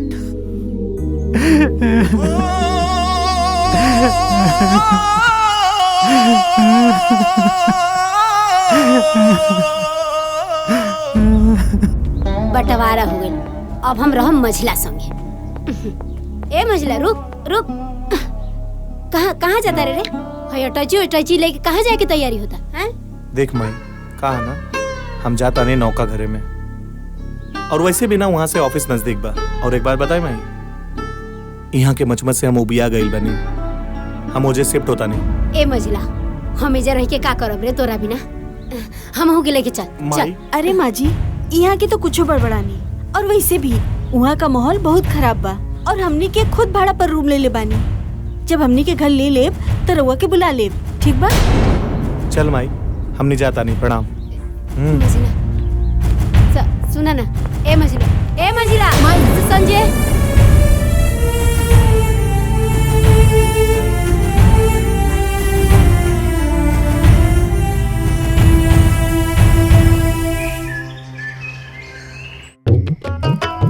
इहे दिन देखे के बाकी रहला हमारा बुढ़ौती में चूल्हा फूकी खाना बनाई।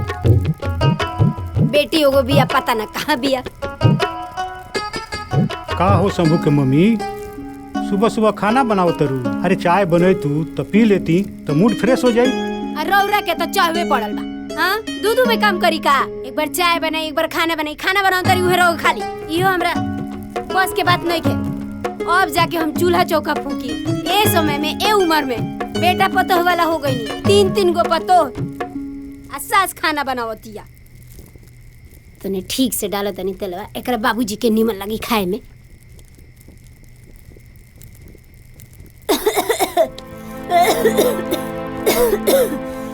का भइल हो? काहे खासा करू?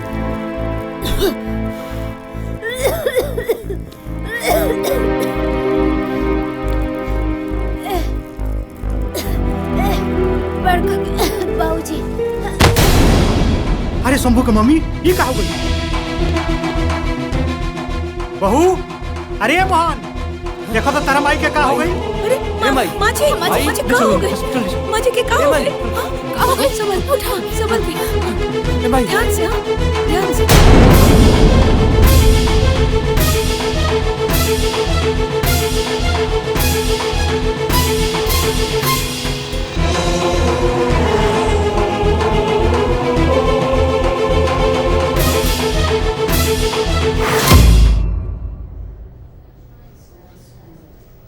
देखी लोगिन, दवाई तो हम लिख दे। डॉक्टर साहब आओ शंभू, बैठो बैठो बैठो। कहाँ भाई हमरे भाई की? पहले बैठो ना, बैठो। दवाई तो हम लिख दिला बनी, लेकिन याद रहे माँ जी के कोनो प्रकार के दिमागी तकलीफ ना होके के चाहिए। माँ जी के दिल के ऑपरेशन जल्द से जल्द करवा ले, ना तो कुछ भी हो सकेला। कुछ भी हो सकेला के मतलब समझे तो नहीं लो। डॉक्टर साहब हमरे माई की बचा ली। और ये बताएं कितना टाइम बा उनके इलाज का दी? आप पैसा चिंता मत करें, हम अपने आप के बेच दे, लेकिन पैसा का इंतजाम जरूर करो। हमके ही बताएं कितना पैसा लगे उनके इलाज में? हाँ डॉक्टर साहब, जौन भी बात बा साफ साफ बता दी, कहे कि माई के इलाज में कोनो कमी ना रह के चाहिए। हम तो रउआ लोग के हालात जानत नहीं। रउआ लोग मात्र 5 लाख के इंतजाम करी। 5 लाख रुपया? अरे इतना पैसा कहाँ से आई? बाबूजी अब चिंता मत करें, हम कहीं न कहीं से 5 लाख का इंतजाम जरूर कराओ। देखी रउआ लोग बाहर जाई, हम यहाँ से कुछ अकेले में बात करे के चाहता नहीं। आई बाबूजी।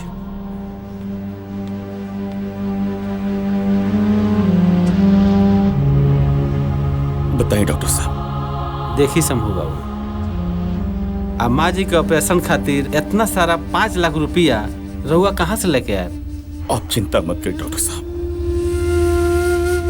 हम इलाज जरूर कराए। कहीं से भी इकट्ठा करे पड़े पैसा हम जरूर कराए। तो ठीक बा शंभू बाबू, हमनी के लगे 1 महीना के समय बा। 1 महीना के अंदर अंदर अगर माँ जी के ऑपरेशन हो गई तो सब कुछ ठीक हो जाए, ना तो हम कुछ ना कर पाए।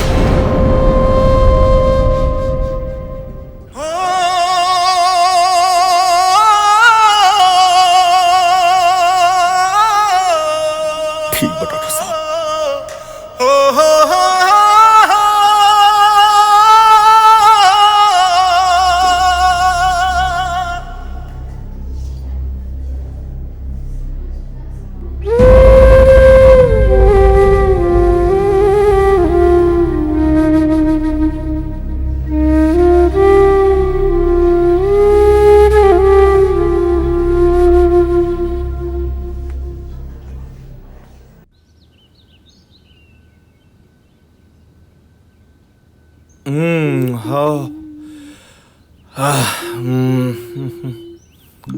का हो जान, बड़ी खूबसूरत लगा तारू। रुआ हमसे बात मत करी। तोहरा के मालूम बा हमरा के सबसे ज्यादा अच्छा का लागेला? तोहार रूठल हमार मनावल हमरा के बहुत अच्छा लागेला। और वैसे भी हमार धर्मपत्नी, हमार बात सुना ना। ई बताओ हमार धर्मपत्नी, ई रोमांस के मूड में काहे किसी आइल बाड़ू? रुआ हमरे से ना प्यार ना करेनी। अच्छा एगो बात बतावा, ई सब जोन हम कहनी है केकरा खातिर कहनी है? तोहरा खातिर। सच्ची? कसम खाई से। हमार कसम।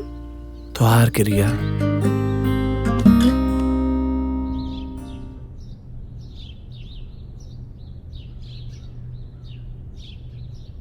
ए मोहन के बाबूजी, हमरा का भइल बा जी? का डॉक्टर कहले हैं जी? अरे कुछ नहीं के बोलो, थोड़ा कमजोरी हो गई बा। वैसे भी तारा खाना बनावे के आदत नहीं के नु, यही से तू बेहोश हो गइल बा। कुछ दिन आराम करे खातिर डॉक्टर साहब कहनिया, ओकरा बाद बिल्कुल ठीक हो जेबू। सच कहता नु? एकदम सच कह। बहू दवाई खाए खातिर पानी लेके आओ। जी लावतानी।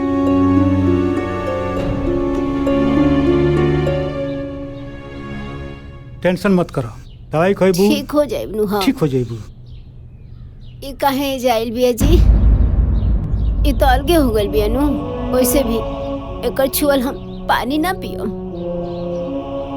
हमार मझली आई नु वो हमार ख्याल रखी। अरे तू काहे ऐसा बोलते रू? दुख तकलीफ में अपने लोग काम आवेला। ठीक बाजी।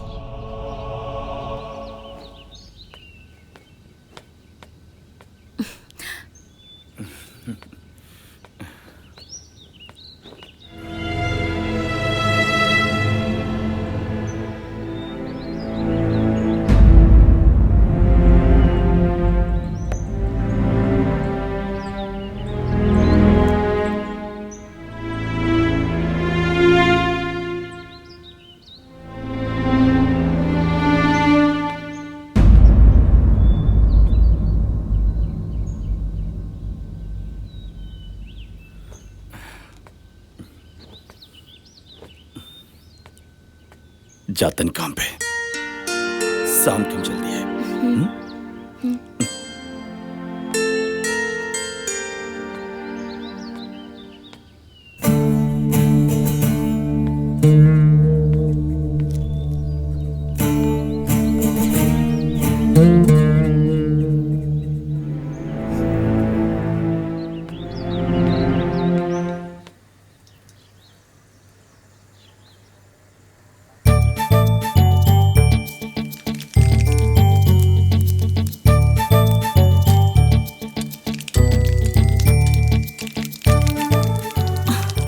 बैठल बानी, जाई ना। दीदी देख ली है तो का सोची है? अरे केहू ना कुछ सोची, सब लोग अपना काम में बिजी बा। रउआ समझी लेना। तार हेल्प करता नी डाला। जल्दी बनाओ, माई के दवाई भी खियाए के बाटे। हो ये गेल बस, तनिक देर में हो जाई।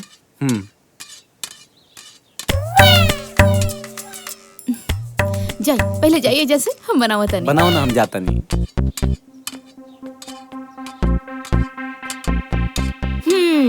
का देवर जी, आज तो रउआ लौक गई नहीं। अरे तनी छोड़ दी। ठीक बा भाभी। अरे बबुनी, ये बतावा ये कौन ची का दवा? ये केकर दवाई है दीदी? हम बतावा तनी, पहले ये बतावा कौन ची का दवा? ये रउआ के कहाँ मिलल? अरे हम बता दे, पहले बतावा कि कौन ची की दवा? ये तो कैंसर के दवाई है। कैंसर की दवा? का भाई? ना कुछ ना।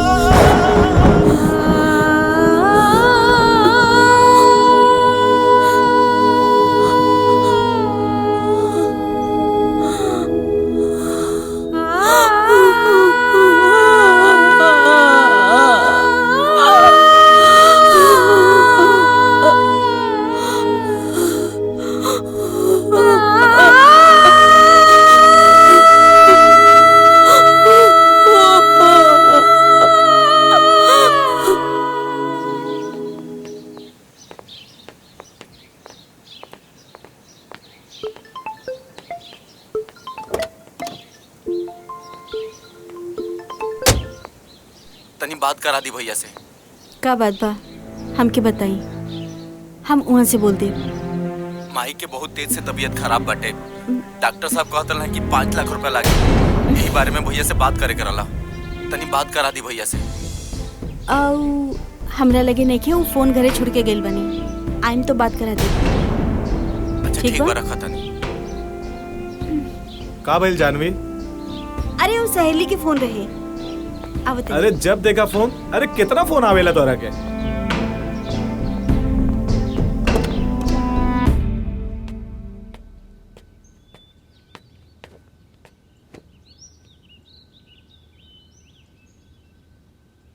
पार्वती,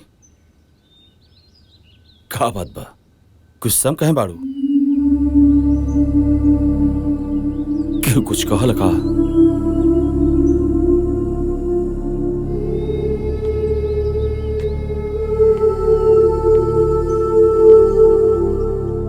पार्वती, आज फिर घर वाला लोग कुछ कहल का?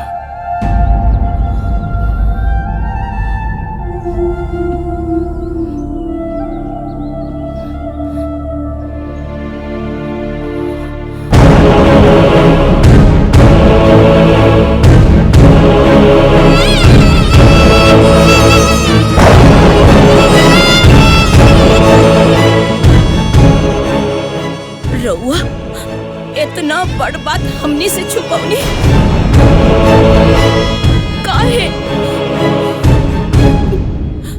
सिर्फ हमनी के खुशी खातिर रउआ इतना तकलीफ झेलतानी। रउआ के कैंसर बा और रउआ हमरा के भी ना बताउनी कि रउआ मौत और जिंदगी से लड़ रहल बानी। हमरा के अपना ना समझनी का। अकेले इतना तकलीफ काहे सहतानी? चुप काहे बानी? बोली ना, काहे चुप बानी? कुछ तो बोली रउआ। का बोली तो से? का बताई तो से पार्वती? हम ही कैसे बताई कि हम मरे वाला बानी? हम हर रोज तिल तिल खुट खुट के मरतनी। बाकी रह गई बात, हम आज जिंदा बानी खाली तोहलो खाली। और तो के बता के तू हो के घुट घुट के मर देती। तू हो के कैसे मर देती पार्वती? हमारी बात सुनो ना। वो राजू को पूरा जिम्मेदारी तोहरे ऊपर बा। सुना हमारी बात, तू इतना कमजोर मत पड़ा, इतना कमजोर मत पड़ा। सुनो ना, अभी हम जिंदा बानी। अभी हमारा कुछ नहीं होके वाला। अभी हम जियो रउआ कैसन बात करतानी? अरे अगर रउआ के कुछ हो जाए तो रउआ सोच ले बानी हमने के का होई? और हम रउआ बिना कैसे जी पाई? ऐसे मत बोला। सुनो ना, तो क्या हमार कसम घर में केहू की मत बताइए तू। और घर में बाबू हुई तो उसके मालूम पड़ी तो ओकरा के सब बतावले से ओकरे ऊपर बहुत गहरा असर पड़ी पावती। ये बात की समझा तू। और अभी हम जिया मरा थोड़े मानी में। अरे अभी हम जिया, अरे हम जिया पावती तुम्हारा खाती और राजू खाती। अरे हम पे कुछ ना हो।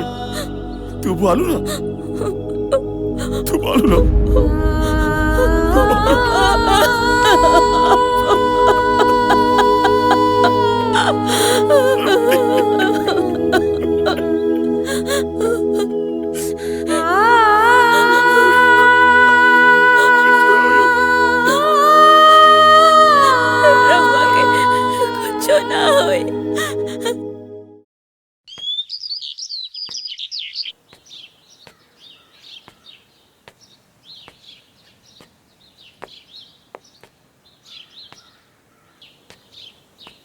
भैया सुनी ना, दीदी अपन सब गहना दे देली माई के इलाज खातिर। हमरो पास ही कुछ गहना बा, हई रउआ ले ली। माई के इलाज करावे में मदद हुई। ले लेना भैया।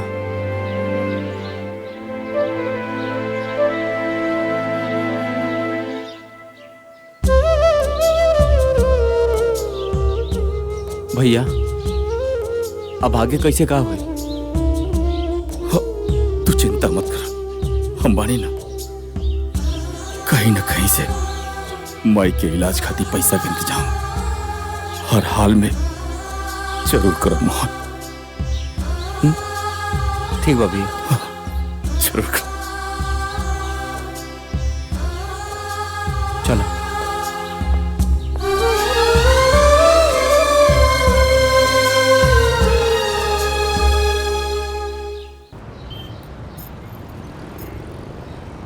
₹2 लाख से ज्यादा के माल नहीं है। 2 लाख रुपया? 2 लाख तो बहुत कम बा। ठीक बाटे।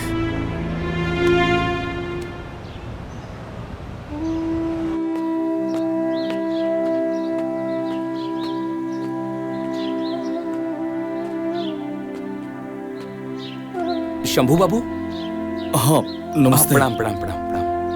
मोहन रउआ के बारे में बतौले रहे। बड़ा तकलीफ लागल सुन के कि माता जी की तबीयत खराब बा। बस रिश्तेदारी के नाते हम रउआ के कुछ सहयोग करल चाहता नहीं। बस रउआ ना कहीं। हैला, अगर और जरूरत पड़ी तो हमरा से निसंकोच कह दिया। काहे की समय पर अगर अपन आदमी काम नहीं तो काहे के संबंध। बहुत बहुत मेहरबानी आपकी। अरे ना, एमे मेहरबानी कोना बात के। अरे राउर माता जी जोन बानी वो हमरो तो कुछ ना कुछ बाड़ी। धन्यवाद।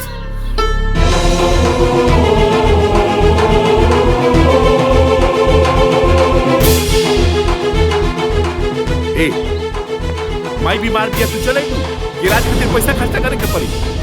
अरे आज तारा ये हरकत पर हमरा खुदे लाज लागत। आज तक हम तेरा हर गलती के ई समझ के माफ करी कि तू आज ना तो काल समझ जे, मगर तू कबूल नहीं कुछ समझ। अरे तू कहा जानी कि एगो माई के ममता का होला? हमरा से पूछा जेकर माई नहीं खे। अरे हम तो सासू माँ में अपन माई देखत रहनी है। हम इलाज कराए, हमरा लगे 50,000 रुपया बा, बाकी के इंतजाम हो जाए। अब चला। हमरा के माफ कर दी। अब हम कौन मुंह लेके अपना माई से मिले के जाए? पता ना माई हमरा बारे में क्या सोची है। अरे कुछ ना सोची है, उनका ये बुझाई कि तू पैसा ले गई रहली बा। चला चला चला आवा।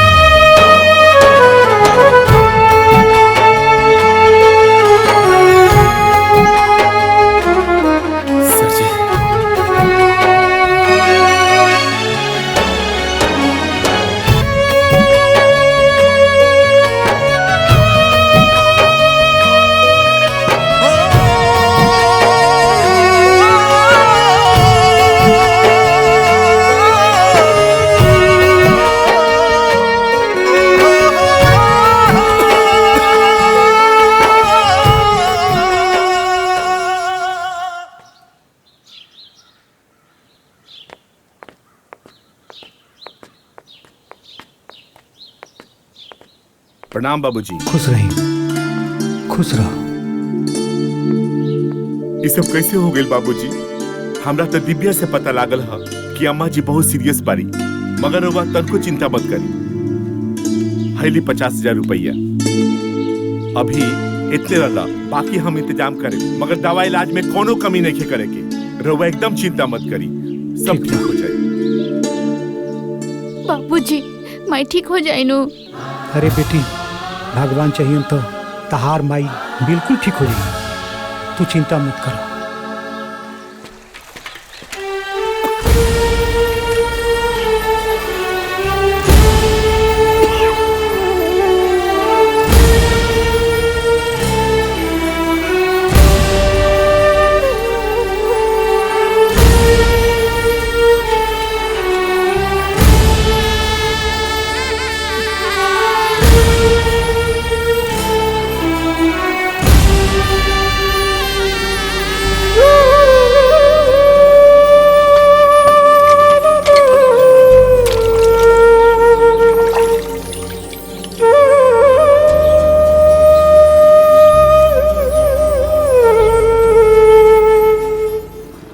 हाय भावना। हेलो जानवी। कैसन बाड़ू? ठीक बानी। अच्छा, इतना दिन के बाद तो क्या हमारी याद आइल ह? यार, इतना दिन के बाद हमनी के जिंदगी में सुकून आइल बा।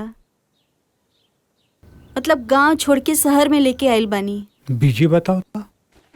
इतना परेशान कर देले बा लोग पैसा खातिर कि का बताई। केकरा से बात होता हो?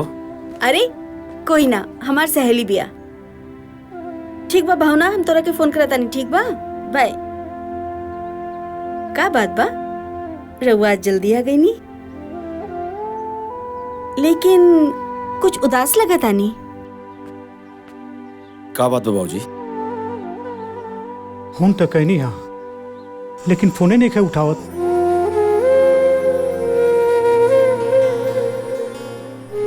रउआ चिंता मत करिए बाबूजी, कहीं व्यस्त होइयो,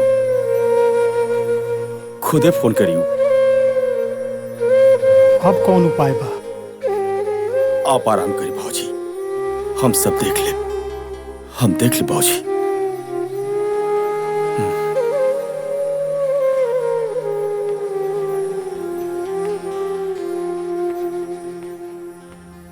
पता नहीं का है, आज माई बाबू का बहुत याद आवता हमारा के। एगो काम करा, तैयारी करा, हमरा के भैया भाभी से और सबसे मिले के बाद आज सबके हो के याद आवता। ए जी, एगो बात कही। उ दिन दीदी खातिर साड़ी ना ले रानी, उ लेके चली का? दीदी के बहुत अच्छा लगी। का बात बा? आजकल फैमिली के बारे में बड़ा सोचता रो। ए जी, हम कबो न चाहत रानी कि हमार फैमिली से कोनो दुश्मनी रहे। बस हम तो ई चाहत रानी राउर 2 पैसा बचे, और हम का दुनिया के केहू भी पत्नी ये चाहे कि ओकर पति के 2 पैसा बचे। कितना समझदार हो गई बाड़ी हमार मेहरारू। चली खाना खा ली।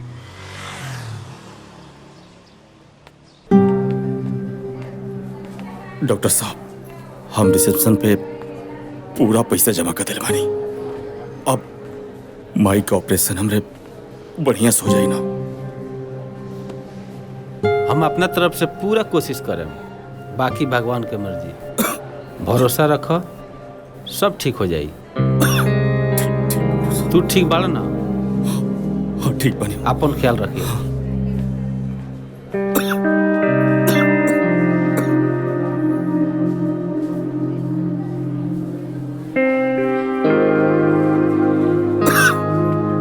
का भइल जी? डॉक्टर साहब ऑपरेशन करता नहीं, बस सब ठीक हो जाए। हाँ। तार माई ठीक बड़ी बेटा? डॉक्टर साहब को इतना ऑपरेशन सक्सेसफुल हुई। आप बैठी भाजी।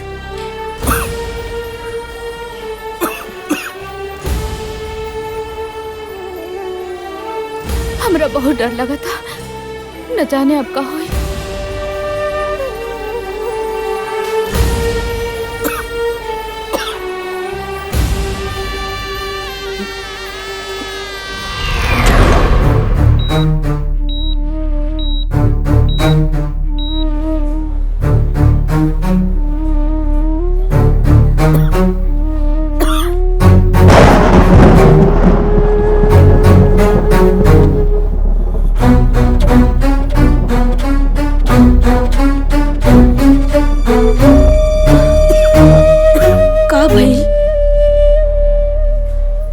कुछ ना, अब ठीक बनी, अब ठीक बनी।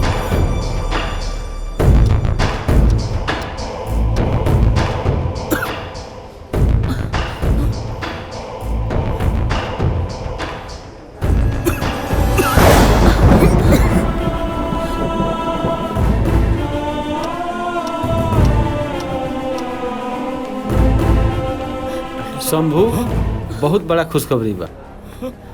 माँ जी के ऑपरेशन कामयाब हो गए। भगवान तो प्रार्थना सुन लेना। ऑपरेशन कामयाब हो गए।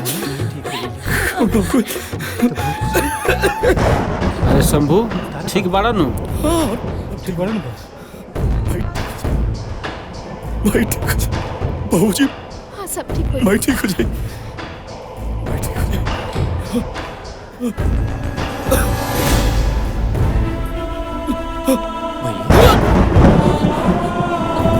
अरे शंभू, अब बहू काहे भागो?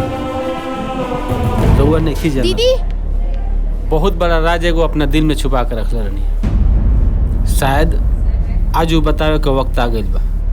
का राजबा डॉक्टर साहब? शंभू के कैंसर हो गइल। वो लास्ट स्टेज। लास्ट स्टेज पर ना जाने कब का हो जाए। शंभू बेटा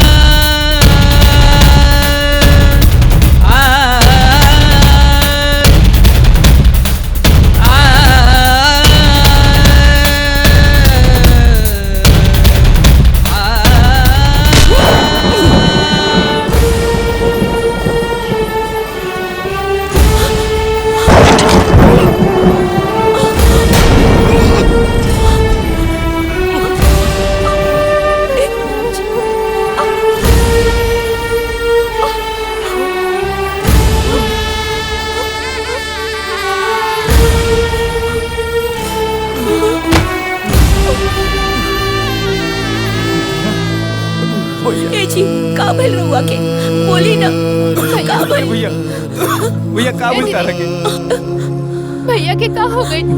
का भेल दीदी? इतना बड़ा बीमारी के छुपा के हमरा के गैर बना देला बेटा, गैर बना देला। अरे बेटा तू हमरा से बतौले रहता तई बाप अपने आप के बेच के तहर दवाई कराई बेटा, तहर दवाई कराई। हम तरह से कहियो नाराज हुए नहीं हो, लेकिन आज हम तरह से नाराज बानी भैया। आखिर तू हमारे के सौतेला बना ही देला भैया। इतना बड़ बात छुपा के रखला। अगर हम तार संगा भाई रहती तो तू हमरा से सब बतेले रहता ना भैया। आखिर तू ऐसा काहे कइला?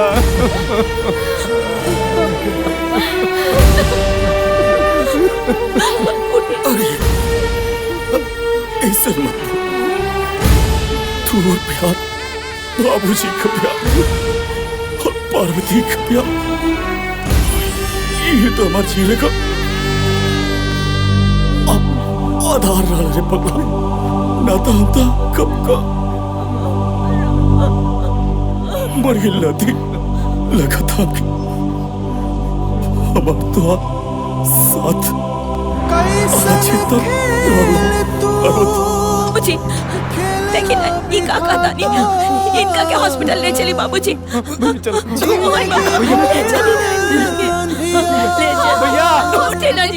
भैया जीवन बाती बूझ गइल, उजड़ गइल संसार।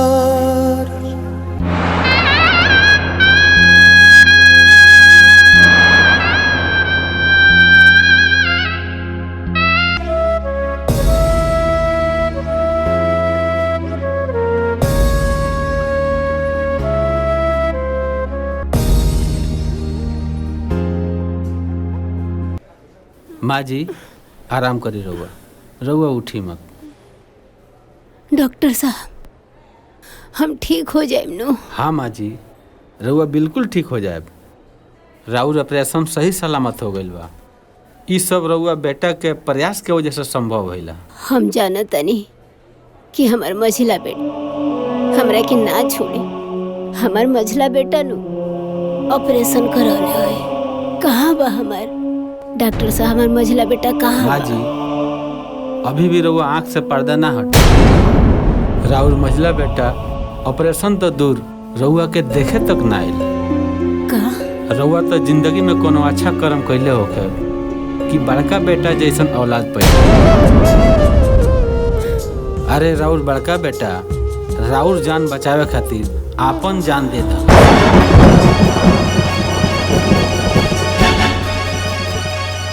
रउआ तो पहले से ही आप कैंसर के इलाज करवा रहे हैं। माँ जी के ऑपरेशन खातिर इतना सारा 5 लाख रुपया रउआ कहाँ से लेके आए? आप चिंता मत करिए डॉक्टर साहब, हम अपन कैंसर के इलाज छोड़ दें,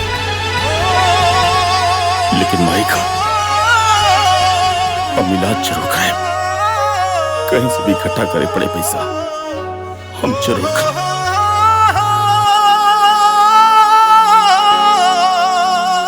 अरे ना ना रे, हम तोर माई ना हई। अरे ते हमरा कोखी से पैदा ना हो सकेली, तोरा जैसन औलाद हमरा ना चाहिए। आइल जमाना कि दुगो आँखी देखे परिवार हो, दुगो आँखी देखे परिवार। मन करे जहर मार खाई मर जाईती, अपन जान दे दिला जहर मार डॉक्टर खाई मर जाई। हमरा बेटा के पास जाए दी, निकले नया धाम जा हमरा के जाए दी। माँ जी रउआ आराम करो, रउआ उठी ना। कितना भागन बानी हो खेला बिहान।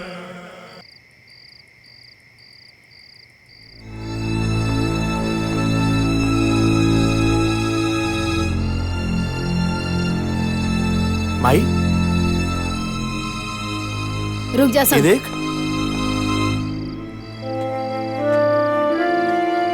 का भाई माई? ऐसा के बता जे आइल बड़ा तू, हाँ का बात चल बा? जवन लेवे आइल बड़ा, अरे सब कुछ तो खत्म हो गई, सब बर्बाद हो गए घर में। तू ऐसे काहे कहता रे माई? मत कहू हमरा के माई,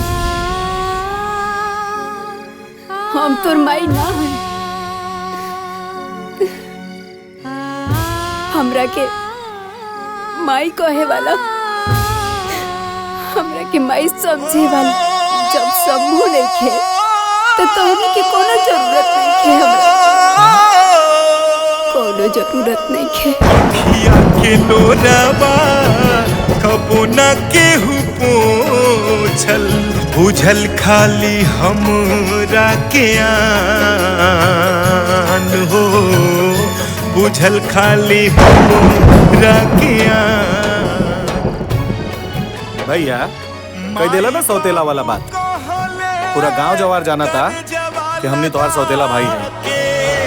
माई बाबू कहले कर जवा लगा के, भैया बेटी को पुतूना खोली ह जुबान, ताना बाना सुनी सुनी हो खेला बिहान, ताना बाना सुनी। अरे बस भैया बस, हो खेला बिहान। सब कुछ जान के भी अनजान बनता रहा। अरे तेरा मजली भौजी से सामास मिली तब न तू घर परिवार के बारे में जानबो।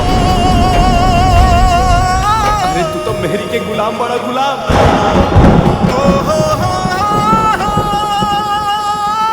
तोरा मेहरारू के लगे इतना बार फोन करनी, लेकिन तोर मेहरारू ना उठौलस। हाँ भैया, हमनी के तरह से बहुत बात करके कोशिश करी, बहुत फोन लगौनी, मगर ये मजली भौजी तरह से बातें ना करे दी। हमरा के सब समझ में आ गई।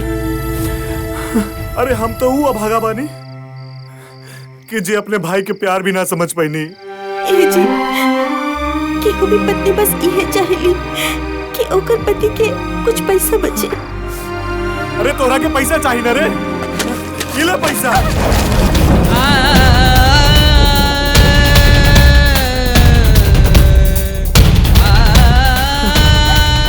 खाली एक वजह से अपने राम जैसे भाई के हम खो दे दिया, सिर्फ एक वजह से।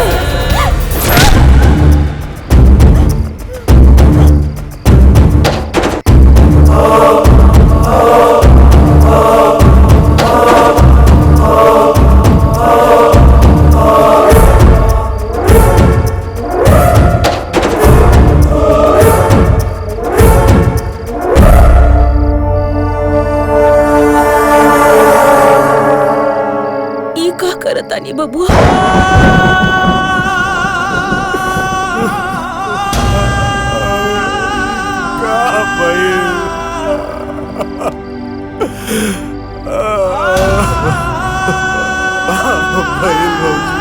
हमरा के माफ कर दी भौजी।